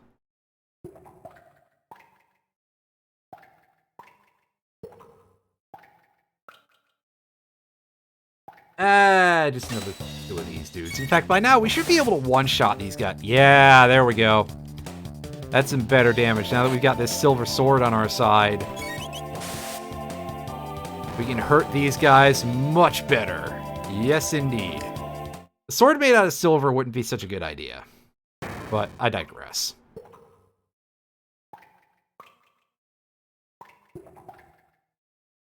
Yeah, that guy's not going to be dealing with us anytime soon because...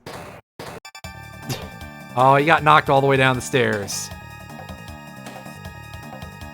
Nice job, Luca. Did you knee him in the balls? Oh, it looks like you didn't need my help after all. Oh well. Yeah, this wasn't too bad, all considered. Let's check this dude's pockets. Hey, 5 mid potions. Nice. What's in our classified documents here? This basically explains to us a lot about how to beat this upcoming boss. Dragon tank design specifications. Attention, Warden of the Guardia Castle Prisons. The head of the tank is equipped with the capacity to repair damage done to the body, an ingenious marvel of engineering. The head also has been enhanced with a shield to prevent damage by lightning and fire, leaving it vulnerable only to attacks with weapons such as swords and pistols. Okay, I think you're pushing a little too hard on that one. In short, your tank should be effectively invincible, provided no crazed lunatic gets the bright idea to run and try to hack away at its head with a sword. Well, I've got I got some bad news for you, Guardia Castle Prison Warden. I am a crazed lunatic. And my new sword is very shiny indeed.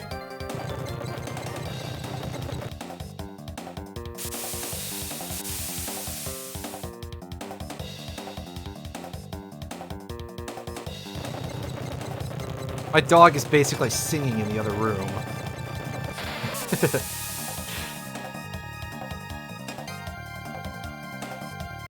Oh yeah? Well, this boss is probably going to be even easier than Yakra. It's clobbering time!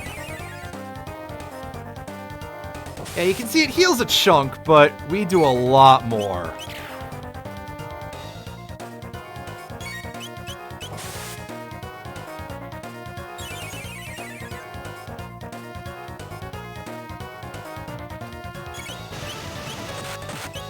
However, the wheels are responsible for that dashing attack, which can do a sizable amount of damage to the entire party. Also, the head has a flamethrower. That's neat. And the back has missiles. That is pretty extreme, really. Wow, can this thing's head break already, please? Yeah, see, it's a good job we decided to go heal Chrono, because this thing might actually be a little sturdier than I remember it being. Eh, we got there in the end. Alright, flamethrower targeting either part. We probably should just focus down on the wheel, but I'm gonna go ahead and go for the AoE damage here and just try to take out both parts of this.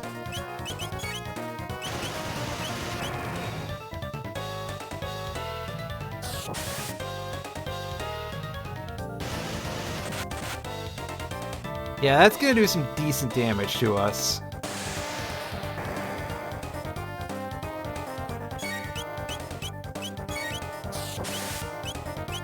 Luca, go ahead and heal yourself, because we may still need to be concerned about that. Alright, well, we're done. We didn't need to heal. Nice. As Chrono just shoves his sword into its butt, the electricity goes everywhere, and it explodes.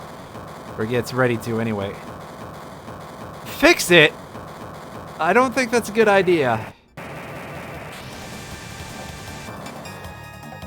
Oh, we can walk all over these guys and they'll start getting angry at us. I'm content to just do this for a minute or two.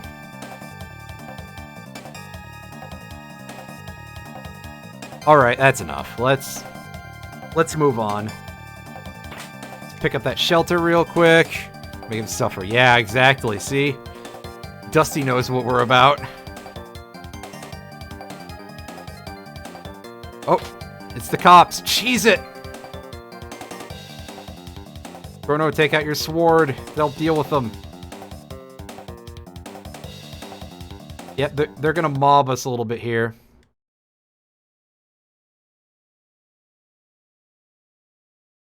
And as before, Marle tells them to cut that shit out.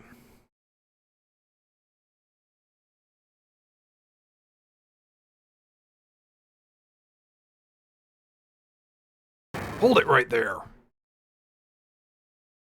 Nobody cares about you, Chancellor.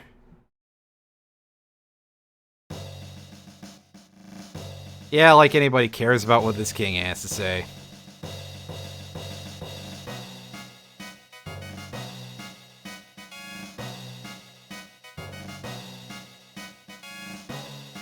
Oh, fuck you, king. You deserve to be disowned by your own daughter, sir. Oh, hey, look what's happening. Oh, I guess that must have been spoilers, pardon me. Alright, team, let's get the fuck out of here.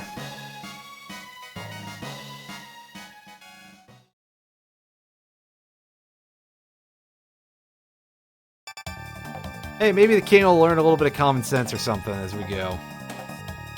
Or not to be a shithead, anyway. Unfortunately, we decided to go this way. We could probably just run back to town and... You know, they would have vouched for us. They would have given these guys all noogies or something. They know what those are in this time period, right? Unfortunately, we have to go into this clearing where there is nothing going on except for one of those sealed chests and a gate. What is this thing doing here? Come on, we have no idea where it'll take us. Yeah, well, I mean, it's either that or we let the fucking rent-a-cops murder us.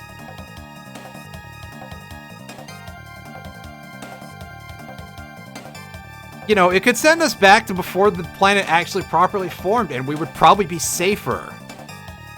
Plus, we wouldn't have to deal with these chuckle fucks.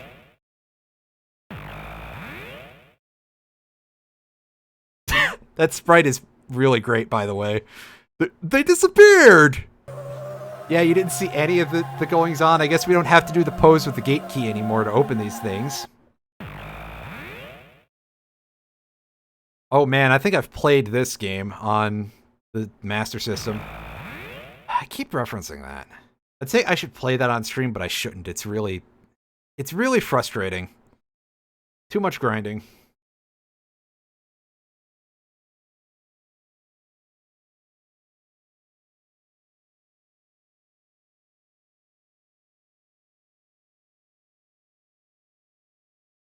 Almost looks like we're in another world. Yeah, almost. Very futuristic looking. Got this crazy door here. Curious crest is engraved here and a mysterious force seals it shut. That symbol is the same symbol that is supposed to be on those tiny chests, by the way, but, you know, low resolution and everything. We'll get to see what that object is eventually. It's an actual thing. It's not just a weird symbol, but that is going to be a bit because... Here we are in, who knows, with some really nasty weather going on. Let's take a quick peek here in Trandome and see what's going on. This thick fog permeating the building. Got any cash? Yep. Oh yeah, I guess our money is from a different time period. What's the deal, Chief? That's right, we should get Luca a new weapon. I forgot to get the one earlier, but I think that probably is okay. As you can see, we are pretty well loaded when it comes to cash. We can afford all these iron helmets, all these iron suits. You can afford all these iron Athenian waters. We can't quite max out our stock on anything, but yeah, we've got quite a bit of storage here to... We can expand our stock, our stockpile pretty heartily, is what I'm trying to say.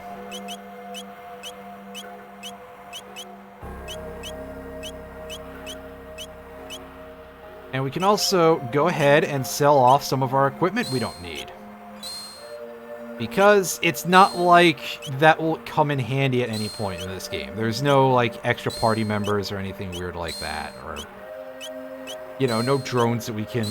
Nothing we can feed them to. I don't even think we can put them to use for that end in the arena, which is a new feature for the DS version of the game. But just keep saving up money, someday it'll come in handy. That's what I tell myself anyway. Yeah, I mean, it's a bunch of gold coins. Maybe you can melt them down for something.